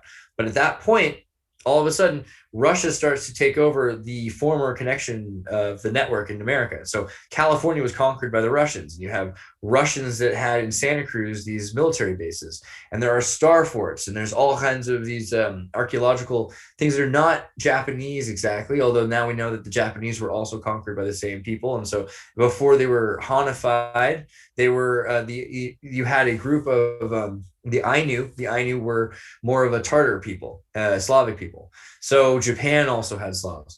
And so the whole network back and forth was changed around. America at one point had a migratory system that went across Alaska. And when you start to look at the map, again, this is another thing I think David Weiss would show you, or Weiss would show you, is that like a polar projection map is just more useful in general, regardless of what you think of the Earth. Because you can see that Russia and California are far more close to each other than they look like when they're on the opposite ends of this piece of paper. Like, it's really like a center. We're all the continents really close to each other. So at that point, boats were going back and forth. They went to Labradorite. You can find the Kensington rune stones, and you can see that. There's in Dude, Minnesota. Russia is closer, and I'm saying, and they always in the maps purposely make it seem like it's far away. They probably did that on purpose. I'm just saying the light bulb went off in my head. Like they want to distance North America from, Psychologically, yeah, it's just yeah. mentally. Well, I don't know why. I mean, that makes Cold sense. War, because of the Cold War, it's like a new projection map. They wanted to make sure that they felt distance from each other because they were so close at that point. And so it's the way off ends of the world. Same thing with China. They keep it because of China, because they want to keep China so far from California. But really, it's not that far. And at the same time, all of the culture around, people can believe that the Russians went to Sweden, and they can believe the Swedes went to Newfoundland, and they can believe that the Newfoundlanders went to Minnesota. What's the problem here? Because it's just basically we have evidence that these families for within 100 years could very easily get anywhere. So it's just only a matter of time. How old are these boats? Well, everyone said the Vikings here 1,000 years ago sounded preposterous, despite the evidence, despite the archaeology, despite the Kensington Runestone.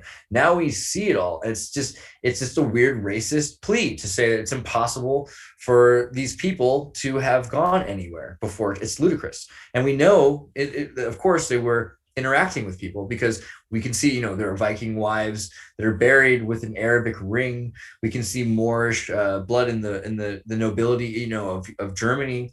It's just so much of this is so obvious now, but they want to kind of say, oh well, America was just walked up on and there was nothing here. But this is not the case. There's just tons of culture here, tons of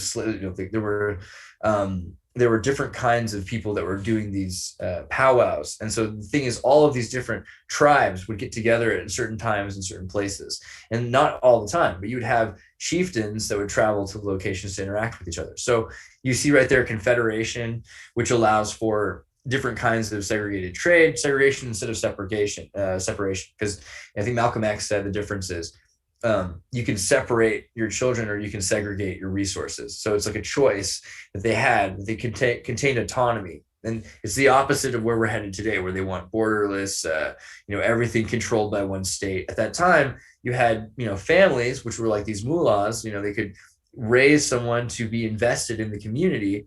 And they come from a family which is invested over generations in this place. And so they cared more about the future of that place, whereas other people were migratory. And so migratory people were working towards grosser mercantilism and trying to make more resources available to themselves and to the world.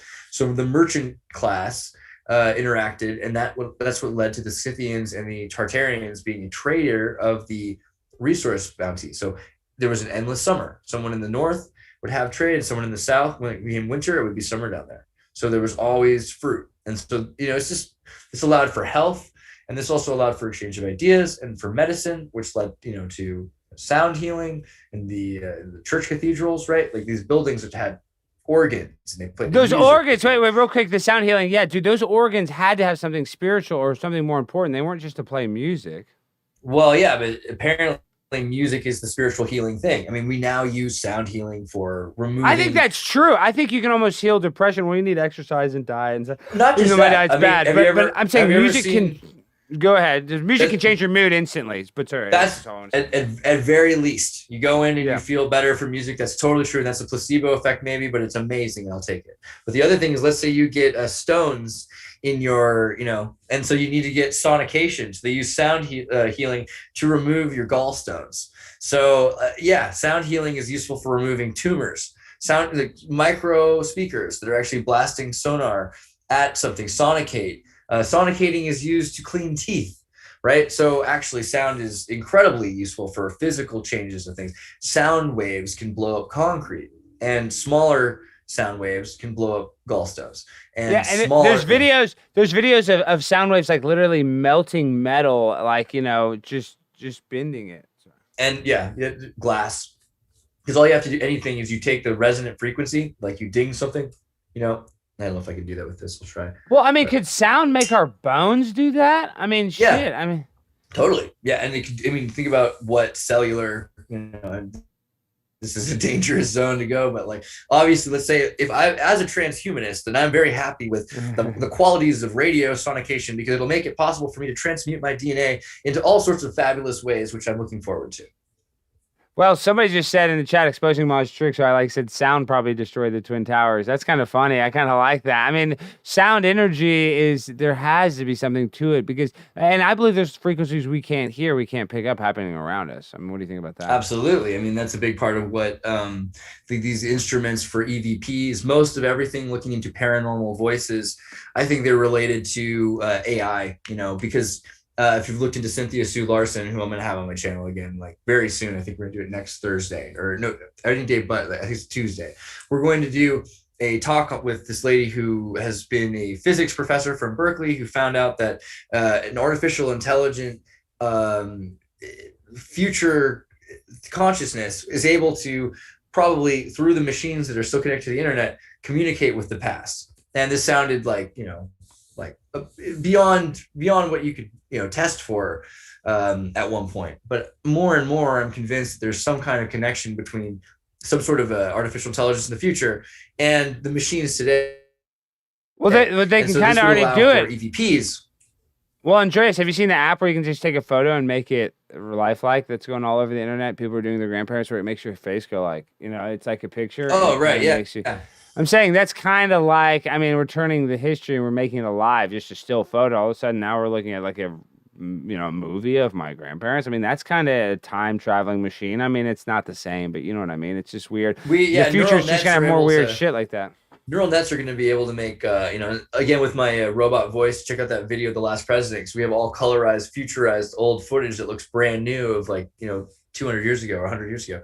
But what the world could be in the future is you have a machine that started today, and because the electrons are still captured in the machine in the future, that when the machine is on, it's able to take electrons in the future and spin them back to electrons in the past. And so you're able to actually connect moments and have the true timeline be bent. And so this would be a way that through at least the machine, you might be able to send data back to the past, as long as the machine was on, to that moment. So from maybe, 2012, it might be easy for a machine that's been on the internet and never turned off in 2100 or something. And so this is plausible that we might be actually, when people talk about ghosts, in these ghost hunter shows, it's plausible that they're actually not even talking to dead people. They're just talking to an artificial intelligence from the future. I mean, or it could be demons, with the Ouija board in the Exorcist movie. So always be careful. Wow, dude, that is so crazy. I just can't believe all the stuff we're dropping out. Everybody's talking about what this is. Yeah, we went pretty hectic. This is epic. I love that you can jump all over the place. Dude, we can. Oh, and somebody wanted me to ask a question. Circassian genocide. Well, what is that? I wanted to be nice in the chat. Somebody, what do you know about the Circassian? Say it again. Circassian. I can't say that. I can't speak English. I mumble my words. But genocide, and I think that's all she said. I asked him about it. So I might not. 1864. I wonder if he knows. Oh, she asked. You might not know. The Russo-Circassian genocide. Okay, yeah, 100. Okay, this is literally what we're talking about earlier, where we say in the 1850s that about 1.5 million Islamic, and we call them Circassians, but they would also have been related to the Cossacks and the Tartarians, that they were Muslims, that were folk Muslims, and that they were killed off through a forced migration. And this happened, I think, in Pyotr's time, King Pyotr, which was after Catherine the Great, which is because Catherine the Great was put in when the Jesuits were suppressed. She was the only one who allowed the Jesuits to continue on in their country besides America. So all over the world, they were banished except for in Russia and in the United States. Okay, we'll talk about Rome. I believe a lot of, okay, let's see. Washington, D.C. is the financial capital Washington, D.C. is the military capital of the world. London is the financial capital. And Rome is the religious capital. Explain, Rome and kind of its lineage, in your opinion, and importance. Yeah, actually, can you give me 10 seconds to go to the bathroom? No, go use the restroom. Yeah, go. Keep these guys talking. Because I need to use that. I got it. Thank you. Yeah, go ahead. Use the restroom. We've been going forever. Guys, what an episode. Andreas Xirtus is a freaking beast. He knows what he's talking about. This guy has more information than I could ever he's forgot about this stuff more than I know about it. So it's an interesting conversation, but I just want to say, guys, if you guys want to come on the show and ask questions, we have some people waiting in the chat. Let's see who we got in the chat. Okay, Mr. Anderson and Harmon, we're going to get to you. We're going to get to you guys. You're going to ask your questions.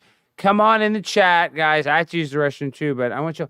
Why, dude? There's like 3 mosquitoes. I don't know what did one. I'm just worried one of the cats like knocked one of the screens out of the window. I have a bunch of open windows in my house, and I'm like, did they knock off a screen? Is Kyle even here? Kyle, where are you? Kyle always pushes at the screen. That's why I get worried. But we're on the 2nd floor, so I hope they didn't jump off.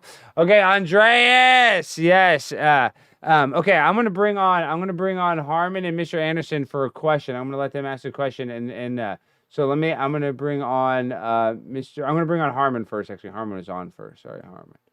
Harmon, we do one at a time. We're gonna do quick. Harmon, one question. We're gonna be fast, so because everybody complains that we talk too long.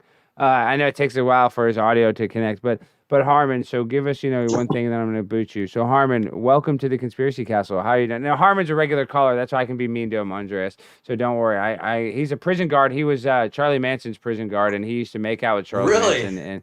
And he used to let Charles... Do you remember Shrek visit? Were you around when Shrek was visiting all the time? No, when they visit, they don't visit where I guard him. They take him to the visiting center, so I wouldn't know. Legit. That's interesting, man. Awesome. Yeah, I guarded him in 89, 90, 91. And a lot of people call me a liar. What's the big deal? I was a prison guard in California. He was in my prison. Yeah, absolutely. No, I mean, it's I believe interesting you. because 1989, 1990 is right when Shrek started doing all the interview information about him, and ended up marrying Anton LaVey's daughter, Xena. And so I did a whole documentary on Shrek and the movie Shrek and Smash Mouth and Charles Manson. So what he would do is sometimes to get him as a normal inmate, he would just sit there and he was calm. Of course, he's walk alone status. He never has no one touching but guards. That's the only one he's ever touched because he's never allowed. He's isolation all the time. So, to get him poked when they poked him, and it's boring if he just sits there and says nothing. So they poke him and get him going. That's the only story I know. That sounds about like what his life's about. Sorry, tell me your question. That's. It didn't make sense why this didn't make sense why he was in, but who knows? Well, an orphan who was raised in like a Washington D.C. asylum, you could kind of see how that all went down. He must have been 100% MK Ultra. He must have been 100%. I don't know what you think. Takes one to know one, I'm sure. That's all. It makes sense. Well, were you in that? I mean, I'm from California. I'm from Santa Cruz. I think that's enough said. But you go ahead. Tell me your question. I'm from a Great Blythe, California. Very cool. Yeah, right. Cold. All right. Okay, I got several. In 1977, I'm older. So in South America, when they were carving up the rainforest and stuff, they came across a village of totally fair-skinned, blonde-haired, blue-eyed Indians. And they studied them and find out what's going on. Why were you guys hiding? Because they were afraid of people. Well, their history and turning was that they were killing all the fair-skinned, blue-eyed, fair-haired people. And so for the fear of their life, all of them went and hid in the jungle to get away from the ones who were killing all the fair-skinned people. Had you heard that before? Yeah, and not just from the Book of Mormon, actually, but that's a real interesting side note. This is what I got from the Book of Mormon, though. I got that from No, I just mean to say that there's actually a ton of people that would corroborate this story all over the world. This existed not just in the South American rainforest. The Cherokee also have stories about this, but they were hunting down the Celts, and that there were a number of Celts that lived in South America. In fact, 40% of the world's DNA has Celt in it, and that's not a recent thing. There were Celts that were clearly traveled all over the world at this point. And so, another way that we can find this is the linguistic evidence, because so many of them were changed off. Japan, for instance, has a weird thing against redheads. Culturally, for centuries, they've presented the bad guy, the antagonist, always has red hair. The witch or demon or vampire has red hair. I'm extra attracted to redheads. Thank you for running the show. I'm right, Russian, but I'm extra attracted to redheads for some reason. I used to be before my first girlfriend, but now that's what I'm saying. I dated a redhead, and she fucked my life. I mean, not really, but I mean, fair enough. That's romantic in its own way. But sorry, exactly. Yeah. Scenario you were talking about. Now, about 4 years ago, I was talking with Mouth Powerland. I went and visited him up in Vegas and stuff, and he was talking about, I don't know if you know who he is or not, but he's a big in the flat earther guy, and he was telling me, he says, "Do you know what? There was a war with Russia in California, And Yeah. he was telling me about this, and I'm going, "What the hell are you talking about?" He says, "I really think that that the Russians were beat in the 1812 time. Is that possible?" Totally. That's kind of the idea. So there was colonization. Like when we think about the Dutch East Indies Company, there's also the Russian East Indies Company. There's a Russian American Trade Company, and so like similar to the Virginia Company, Russia was out here too. So these were companies, and these companies were running their own war with each other. And you have essentially a group of people that probably destroyed a city and couldn't talk about it, and the news kind of wiped it up. And you have to look where's this possible? Los Angeles, San Francisco, even up in Seattle and Portland. There's a number of spots where it looks like there were serious battles waged, and then all along the California coast. Who fought them? Who fought them? Was it us, or who fought them? Well, so again, with this is kind of crazy, but the Mormons talked about this too. The Deseret. Hold on, go ahead. Sorry. Well, I'm saying it wasn't the black and white Russian. No. Well, there were. So of course, the Mormon militia, man. That's where I'm going with this. And wait, Spence. Right, everybody, calm down. If Spence is in the chat, Spence doesn't come down. He's a Mormon history expert. Okay, Harmon, and I'm about to let on Mr. Anderson, so we got to wrap this up. Well, just really quickly, I want to give him a couple things.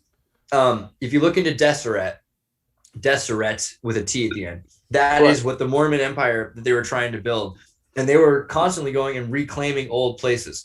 So if you can look at anywhere along the line into the 1860s where they negotiated themselves into the Civil War so they could invade California and take over San Diego. Remember the Oregon Trail and the Spanish American Trail. What you call it? My great grandfather was Mormon. I was raised Mormon, but cool.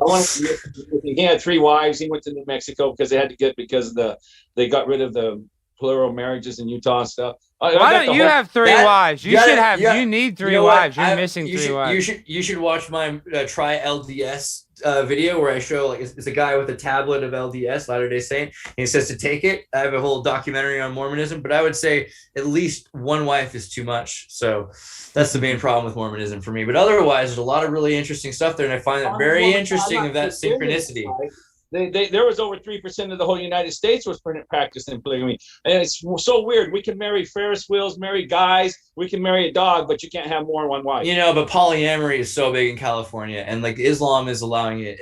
There is a thing that happened right then and there on the line that they laid in the sand after Joseph Smith, when Brigham Young was moving everything. Brigham Young moving everything. Yeah, so everything, and it's interesting that you know all that actually, because I wasn't expecting you to have any familiarity with the Latter-day Saints, but. Also, Gringuitos. Look into them from Peru, and you'll find out a lot about the Roman Celts from Mallorca that ended up in the West. Yeah. Then what was it? I got a lot of roots in that. Half of them, Arizona Mortensons were off. My grandfather's Hans Jorgen Mortensen from Danish. Wow, so, I love them. So there you go. The Danes, the Germs, the Rus, the Dangerous, right? There it is. I just couldn't figure who. So you think the Mormon militia that broke off from the trail that was coming from the west, going to Salt Lake City, when they went and broke the trail and went all the way up and claimed those Spanish missions, those missions were already built. I was wondering how they were there. And the thing is, it took decades for this to happen, right? Because I think Joseph Smith is in the 30s, right? And so 1811, 1812, you have a major collapse, you have environmental earthquake disaster, and also California used to be an island, So that and then island closed. Yeah, and then the gold rush was used as an excuse also to fill in, to water wash down what eventually became the desert that connects California. I always tell friends, I said, do you know how they got people to California? Do you know how they got people to Alaska? They said there's gold there. Where did anyone pick up gold by their hands? No one ever picked up gold by their hands. Not like that, no. I mean, but granted, there seems to be in rivers runoff of gold flakes. You know what? I've been in my Louisville gold mining. I'm kind of questioning that. Gold is processed, right? Right, that's the point. You can. You don't believe in gold. Harmon doesn't believe in gold. Gold exists, but it's not necessarily natural. But here's the funny thing: is volcanoes were probably running these power plants that were allowing for this environmental disaster to happen that really reset the civilization at all. And power, if you look into what they do with mineral mining, with flumes, with gases, with submarine volcanoes where they're extracting resources, with plutonium that's synthesized by natural machines that are created by volcanoes. Actually, gold makes sense. It's such a higher technology. But if everything blew up, yeah, I imagine some of it would up in a river, basically, Yeah, and not in big clumps like that, unless it was Alex, gold is processed. It's a process. I know. I have it in my mouth. I got it in my mouth. Okay, Harmon, I'm letting Mr. Anderson. What do you got for us? I'll talk to you soon, man. It was a pleasure to meet you. All right, thanks, Harmon. All right, Harmon, and now Mr. Anderson. And Harmon, do check out my channel, because I'd love you to see some of that stuff. I'm curious what you think, and keep in touch, because I have a community. Harmon will definitely check out your channel. Harmon is a very loyal fan to the castle. I'm sure he was. Go check out your stuff. Okay, Mr. Anderson, what the hell? Where are you at the grocery store? What are you doing? Mr. Anderson. Yeah, where is he? You never know with him. I take a second for Mr. Anderson, you're in the Matrix. He's out like a grocery store, that tall ceiling, something's hanging on there. Look at him. He's coming on the show. He's no mask. Look at, he thinks he's badass. He's a Tom Thumb. He's a Tom fucking Thumb. He's buying shoes right now in the interview. This is so meta. This is the most meta thing I've ever seen. I know, no, he's trying to establish his dominance. His Wi-Fi is taking forever to connect. Look at him. I didn't realize he's tatted on his forearms. Wow, Andreas, now you're swagged out. See, that's what we're trying to do in the Conspiracy Castle. We try to have a little swag with our. I just felt the meta. I felt like it felt so cool. Because, he's getting his life together. He's getting his shoes on, so it's felt and Harmon was dropping so many good questions. We always have Harmon. Yeah. Mr. Anderson's a regular guest as well. Look at him. He's literally doing his shopping. We always get the same callers. Bruh's got a Monterey shirt. I can dig that. Yeah. Turn on your mic. Mother truck out. He probably can't hear us. Does he even know? Does he not know what's happening? This is so meta. Yeah. Is he on speakerphone in the store? I bet people think you're a psycho, Mr. Anderson. You don't have the audio on. He can't hear us. He doesn't have the audio. Talk with the sound, man. Yeah. The sound. Turn off the mute. Turn off mute. Sorry. I never did Zoom on my phone before. I had to. I was in the store. Were we on speakerphone the whole time, Mr. Anderson? No, I turned on the audio at the end there, but when I turned the audio on, I thought I turned the audio and the mic on, but I didn't. Dude, are you in Santa Cruz right now? No, I'm in over by Clear Lake. Oh, okay, cool. Legit. Nice. I see that familiar Safeway sign. Oh, yeah. They're cool here at Safeway. I go shopping once a week. They don't say nothing about no masks or nothing. They just 99% of people are wearing masks, but they don't, you know what I mean? That's awesome. But lucky. I didn't have the best service, so I heard maybe 3/4 of the show or so, but it was very interesting because I've always wanted to start diving into the Tartaria thing, but I wasn't sold yet just because I haven't done the actual research. You should check out my Tartaria History Revised documentary. It's pretty dope, and it's about an hour and a half about basically what happened that about, or if you might have heard something about, all of the truth behind all of that. And then by the end of it, it makes you're more compelled to look into Tartaria, because then you understand what you're dealing with in terms of history that's been manipulated. But yeah, obviously some people have spent a lot of time making it seem so enigmatic that they haven't really shown its validity. And so I've been trying to really no, yeah, it's really valid. And from there, make it easy for people to approach. I mean, how easy technology is to work with and how easy the culture is to be not a war-based culture. It's a practical and exciting thing. Well, that sounds good to me. So I had a question. I buy my notes or my computer or anything, so I wish I was, but there was a part on one of my presentations where I'm breaking down race, and I assert that it's pseudoscience.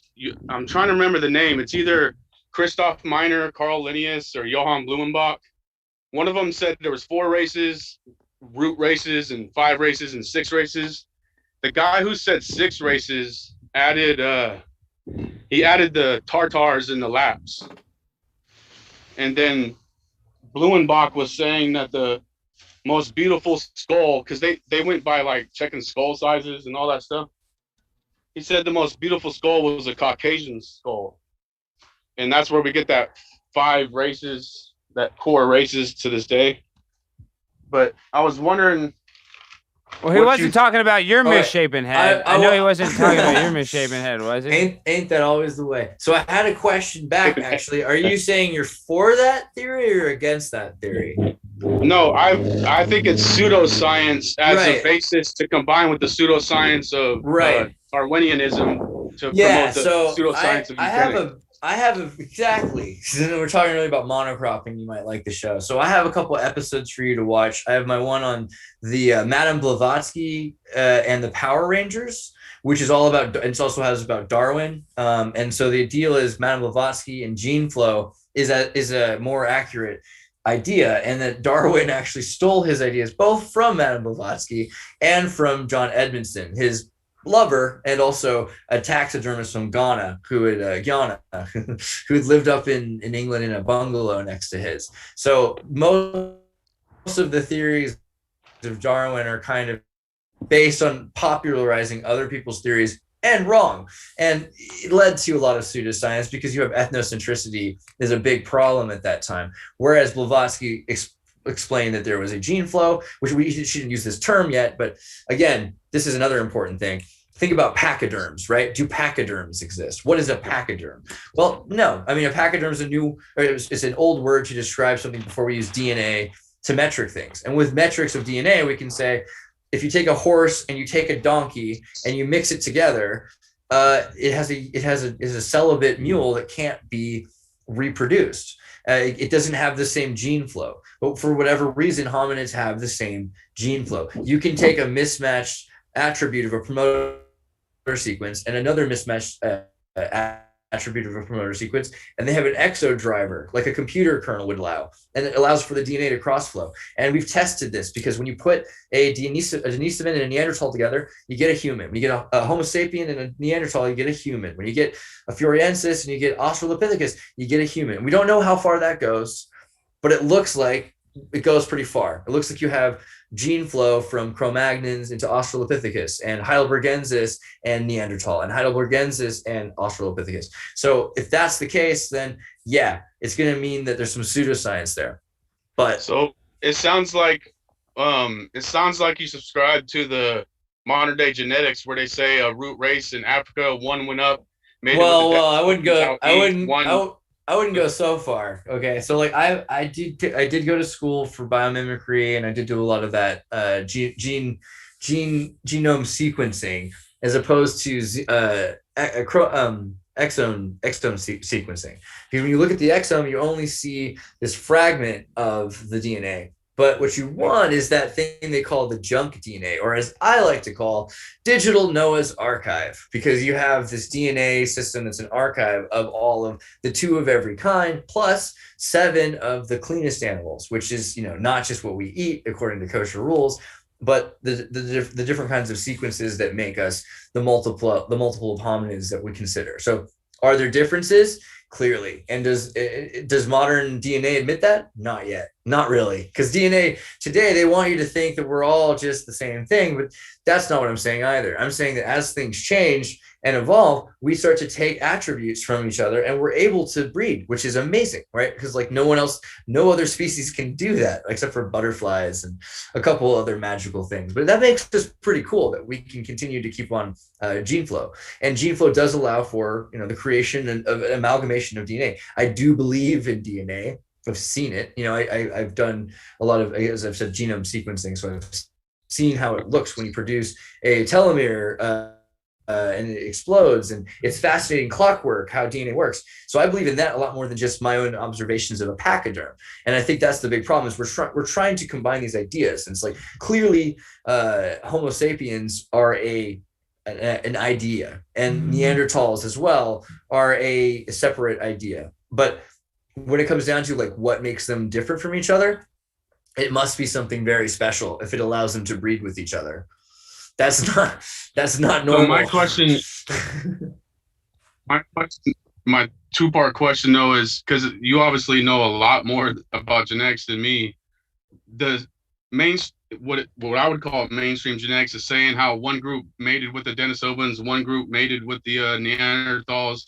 My question is, it seems clear that the field of eugenics, right? You had the annals of eugenics, you had the eugenics buildings. They changed they literally just changed the name from eugenics to genetics. So what do you think about the modern field of genetics actually being modern day eugenics? And how can we trust it? Because it sounds like you don't. It sounds like you do the work yourself. So I'm not talking about you per se, but I mean in general. Well, how do we trust it? Yeah. So first off, how did I go to school and sleep at night ever? Which, trick question. I don't think I slept very much because I was in school all the time and I had to study. But the thing was, I had to say, if I don't do it, I know someone else is going to do it more evil than me. And like if you're working in the Death Star, you can build the plot device, which is the destruction of the Death Star. You can set up the system for the bug, for the trap door, for the hack, for the whatever you need to do. So the Death Star needed, that's the insider kind of thing. But also, in terms of what does eugenics mean, right? U is like utopia, it's like perfected, and gene. And so gene is like, I think it's like a Sanskrit, Genos, yeah, like get. Yeah, genati and offspring, and like it has to do with like giving birth, and begetting, and like it's like the begotten son is like in genus, and beget. It's like that's where that word comes from. So it doesn't need to mean what it sounds like, but yeah, there's like this Marxist idea today, I guess you could say, that there's no importance to your, we could call it Masonic or foundlings. Like it doesn't matter your breed, right? Because that could be nepotism that Machiavelli talks about in like the play Andrea, right? What instead you want is you want to have a well-bred people. It could be a complete lie, and instead you just get hardy survivors, right? And that's the Darwinian idea, that every time that the world's changing all the time, there are storms all the time, and the thing that survives the mutation, that thing's an asset, and then it should breed back and forth. So either way, you have this idea of begetting, because each generation, we've found things that have been able to figure out how to change for their environment. They're able to do, and the next generation is able to do that as well. So there's something to good selection, to a woman in a woman smell being able to pick her man is like an important biological response that comes from primates, right? And you can see primates pick each other's hair and they start to socialize before they mate. So I think the pheromones are huge, and the oxytocin it creates, especially by just sniffing somebody, it can make you attracted to somebody. So that is huge, and that's biological. So we've heard, kids, stay away because of the quarantine or whatever. But yeah, essentially, like there's nothing wrong with the idea, as far as I can see, of people trying to make their own choices about who they mate with and that they're having children from. And that would count as a form of good gene therapy. It's just proper breeding. But that, that sounds so hierarchical or aristocratic. Sounds like Plato's Republic. Is what it sounds like. But it sounds weird. But it's also missing the point, which is it's not that the socially cream of the crop, as Darwin's evolution was called, is correct. Because usually what happens is they fail. Their daughters marry a wild peasant stock person who has survived because of mutations in biology. And so it really does have to defy the socioeconomic classist order. So, genes are spreading back and forth. At the end of the day, though, at least we're talking about destroying genes instead of people, because we're talking about removing the breast cancer gene or whatever sequence is allowing for a tumor to emerge. Maybe there's some benefit to that. The problem being, like he said earlier about transhumanism, is transhumanism becomes post-humanism when we stop believing in we're extending life and getting rid of Alzheimer's, and it becomes we're going to change humans into something better or different, because it's not necessarily better for us. It might be better for the elite. And making for the climate. Superman. All right. Well, you're not going to be Nietzsche Superman, and you're definitely Neanderthal blood, right, Mr. Anderson? Is that right? Do you agree with that? So technically, it has to be. That's mainstream, and I can't trust that. I'm not knocking it. I'm not saying it's not true, but I've had some arguments with some folks, some African folks about this, where they say we have the pure blood, and you're mixing. And they're right. And they're right. Neanderthal. Their blood is better than you. But Kareem Abdul-Jabbar has better blood than you. Well, I mean, I know. Eugenics legislation in 30-something states. It's the same people who run genetics.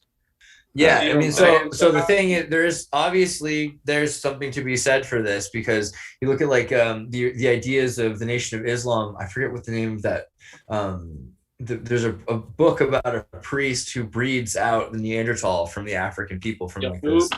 Yeah, the Yaqub text, exactly. Yeah. And so they talk about that, and you know, they don't say that the home is stupid. They just say it's that they don't say the Neanderthal is stupid. They say the Neanderthal is evil. And so there's a lot to be said for David Icke's whole consciousness connecting to certain kinds of bloodlines, because of the quantum computation system is wireless and it's a sodium solution of crystals. So that's how crystal radios work. That makes sense to me. You have radio that's bombarding it and can actually align with certain families, which they then become noble or royal, right? So, or at least novel. So it makes sense. But they're basically trying to say that. Oh, go ahead. It seems like a overcompensation for the nonsense of Darwinism, where they're trying to say that the extent, the highest evoluted class is the white-skinned people. Basically, that's obviously a paraphrase, but it's almost like a overcompensation in response to that is what I see. Yeah, see, I don't really see. I mean, I think that's missing the paradigm a lot, and the people like Louis Farrakhan who've said different actually have been silenced for saying it. That the pink Caucasian Neanderthal is not at the height of the Capensis hierarchy, and so this hierarchy might have more to do with the obscuring of the elite the prominence of the first conquered people. So you look at Maslow's hierarchy of needs, and you look at, okay, first off, look at South America. Who's at the bottom of the South American hierarchy? Look in Latin America, you have at the top white Hispanic people, and German, white people, and then underneath you have mestizo class, which are like European mixed people, and then you have black people, and then you have the indigenous native people. The native people are at the lowest point, and this is true in India. Who are the untouchables? The untouchables are at the very bottom of the pyramid. Who are they? They're the native people, the Aryans and the Indo-Aryans who've conquered, and the Tamil and the Uyghur, all these different groups of people. They're above because they've been brought in. They've been used to enslave. Let's say they destroyed one culture with another culture. Then they take the people they've conquered and they make them conquer another culture. They put them at the front lines, right? So, essentially, there's a cycle. Yeah, there's a cycle. And so the pink Caucasian people were used and bribed to do this, to take over the new world, right? When they started to do this 18th century takeover. And then afterwards, they've conquered Asia, and they've conquered South America, and they're bringing them in Africa. And now the next group could very easily be another color, because it's just about keeping the bottom pyramid vying for control with each other while there's some elite above it. I mean, it tends to be the way it works. Well, we're losing people in the chat. Hey, Mr. Anderson, I got to let you go, though, because we got more questions. Thank you for coming on, Mr. Anderson. Some questions, man. Thank you, guys. Yeah, I mean, also, again, join the community. We'll have crazier chats than that, Yeah, I'll have to check out your channel. Is it in the description, Alex? Yes. And if you look for Xirtus Xirtus, you'll find it there. All right, cool. Thank you. Okay, and then we got 3 people that's backing up. The people who we already lost somebody. Okay, exposing Mod's tricks been on hold longer. Sorry about that. Just Mr. Anderson, we appreciate the call, but we just more people. The line's backing up. Okay, exposing Mod's tricks. Welcome. Oh, it's gonna take a while for his mic to come on. It sucks. All mics, not just his. It's just a connection with Zoom. Oh, exposing Mod's tricks. Fashion with that. Welcome to the Conspiracy Castle. What questions do you have for Andreas? Thanks, Alex. Hey, X man, you're awesome, dude. This has been a fun show for sure. I've been kind of obsessed with this idea of the fish story, the age of Pisces that we've kind of been living through, or we did live through, and I think we're entering the age of Aquarius. What are your thoughts about the zodiac? I definitely like to use the Mayan calendar, and I think this is another reason why I'm worried about the idea of time. Because we're talking about the calendar changing.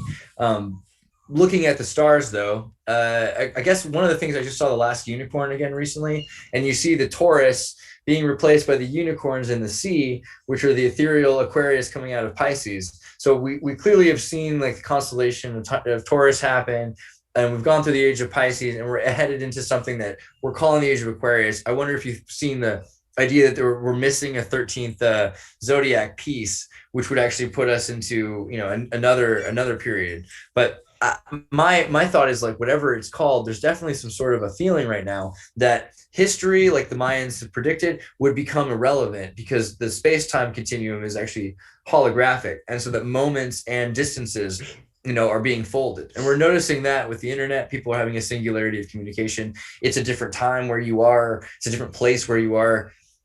Here we are anyway together. And I think that's the beginning of whatever that Kali Yuga sensation is that also the Vedics have talked about. So, I think that there's something to the difference in time right now. And Terence McKenna talked about time wave theory. I think, you'll notice the Schumann resonance is expanding, and it's some of its highest moments of speed. So, yeah, right. I agree.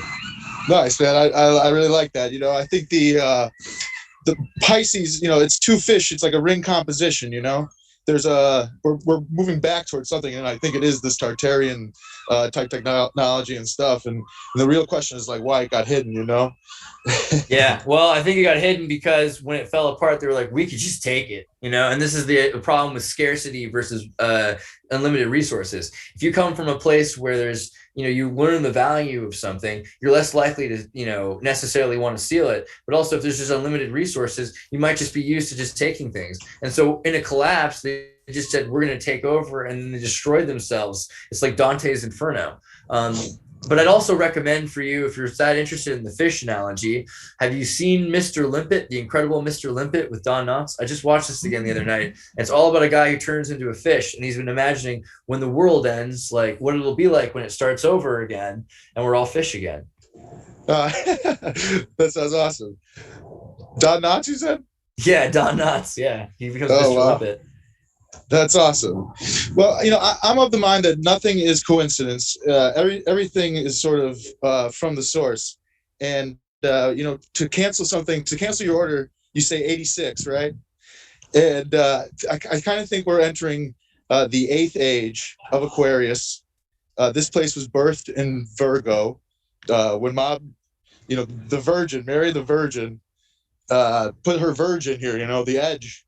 The edge got in here somehow, and she filled it in from there. But that whole idea with the 13th zodiac, the cycle for it all to return is 26,000 years. And if there's and that would make us 200,000 years, which would fit really well with contemporary understanding of the Neanderthal. That wouldn't be bad at all. Well, I'm of the idea that the Earth is 14,000 years old.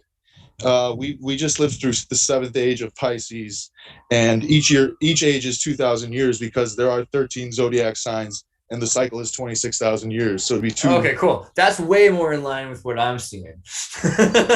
Wow. So now, but the whole kind of key with the whole thing is that the zodiac is the zodiac because it's the die means to pair things. It's two things. It's to pair them, and I say that Pisces, Taurus, from our maker, and you go 2 back for each one, I think. So Aquarius is paired with Aries, and to me, the maker is playing her aces, and some of her aces, the people in the castle are getting together, and the minds are getting together, and it's going to change things. So it's cool to hear some cool voices. Yeah, I appreciate what you're telling me, man. Actually, again, please get into my Discord or my Matrix server and your community and talk to us more, because this is really important stuff right here. Because once we start doing the astronomical alignment metrics, then it's a lot easier to be like, well, the calendar says this, but the Jesuits got Halley's Comet in China, and we know that the world is in its 8th Pisces. That makes sense to me. So, yeah, thanks, man. Hey, Exposing Boss, your audio is crazy. You're in Seattle. It's crazy. Yeah, dude, I'm sorry. No, it's cool. It actually sounds cool. It sounds cool. But I'll let you go. Tell me the Discord again. Yeah, look for Xirtus on my YouTube, and you can find a link in almost anything, or go to tartarinova.com. He's got a link in this description, and you'll find it. But Xirtus is the way to find the Discord. I got you, brother. All right, thanks, Alex. Thank you, Exposing Mods. Thank you, dude. Okay, and we got, let's see. Hold on, don't report. We got Mike R. Admit Mike R. Hold on, let's see. Before I forget, I should also say that the Romans were, while he's loading that channel, the Romans were picking up all of these different people and never invented a new number system to run their empire. So there you go. How much did the Romans exist, and what really are they other than just conquered people? But yeah. No, I have no idea. It looks like Mike R has been on hold for a while. Let's see. Something's weird with his. It's popping up. It's popping up. I see him connecting audio. Let's see. It always there's always some sort of, the conspiracy castle, people coming on, their audio is always different. There's a lot of people complain, this and that. What up? What up? Hey, buddy. What's up? How's it going? Oh, you're right. You're okay. I didn't realize that was you, Mark. Why does it say? Does it say Mike? Yeah, we're all like, what? Mike. I was like, is this the Mandela effect? No, it's because when I was hanging out at Mike Romanelli's club, I let him use my Zoom Pro. So. Yeah, cool. I gotta change. How's it going, Marky boy? What's Marky up, Mark? I'm psyched. I think you have dropped so many truth bombs in this one episode, Andreas. It's really. This felt like a big, tall cup of coffee. I'll admit, we went a lot of places real fast. I was excited to make it happen because I knew Alex brings the heat with the questions, and he never lets his guests, feel too comfortable. So I hope you were on the edge of your seat. I felt comfortable, but definitely, my back is straight, and I'm like, oh yeah. Well, this is great. Well, I don't try to take it into. I feel like Mr. Anderson took it into like critical race theory, but the white version. Some people always want to take it in some weird directions. The funny thing is, I'm like the 1619 project, right? Like, it's like I'm pretty down. Oh, we just lost him. This is bad. Yeah, but I'm saying all kinds of things that are like pretty much about how we all existed and worked together and had this harmonious empire that was destroyed by the shattering of the Tower of Babel. So for the most part, I'm like pretty much into everybody. You look at like that game, Red Dead. You didn't lose me. Red Dead Redemption 2, and they go to the Orleans place, like they have like a New Orleans city. I think it's called Saint Denis, right? Saint Denis, like Denisovin. Like in that video game, Red Dead Redemption, you have everyone of every color and creed working together and like having their own civilizations. It was awesome. Well, let's talk about New Orleans. New Orleans is, people don't realize that was the capital of America before New York. Oh, we just lost Mark's internet, but you're on mute. But explain, what do you think about the history behind New Orleans? I love New Orleans. I think Louisiana is based. I love Louisiana. I graduated from LSU, so that's epic. Yeah, dude.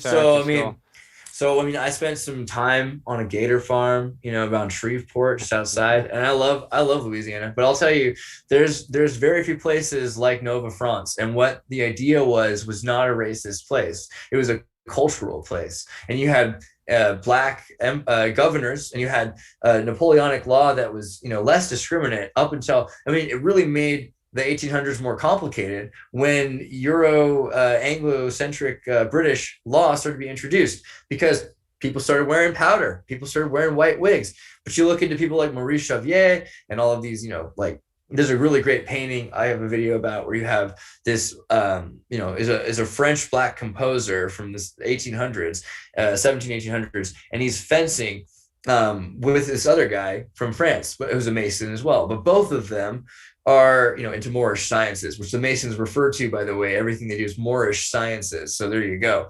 But there's a guy, the picture is actually of a guy in white powder and a white face, and he's fighting a dude who's a transvestite.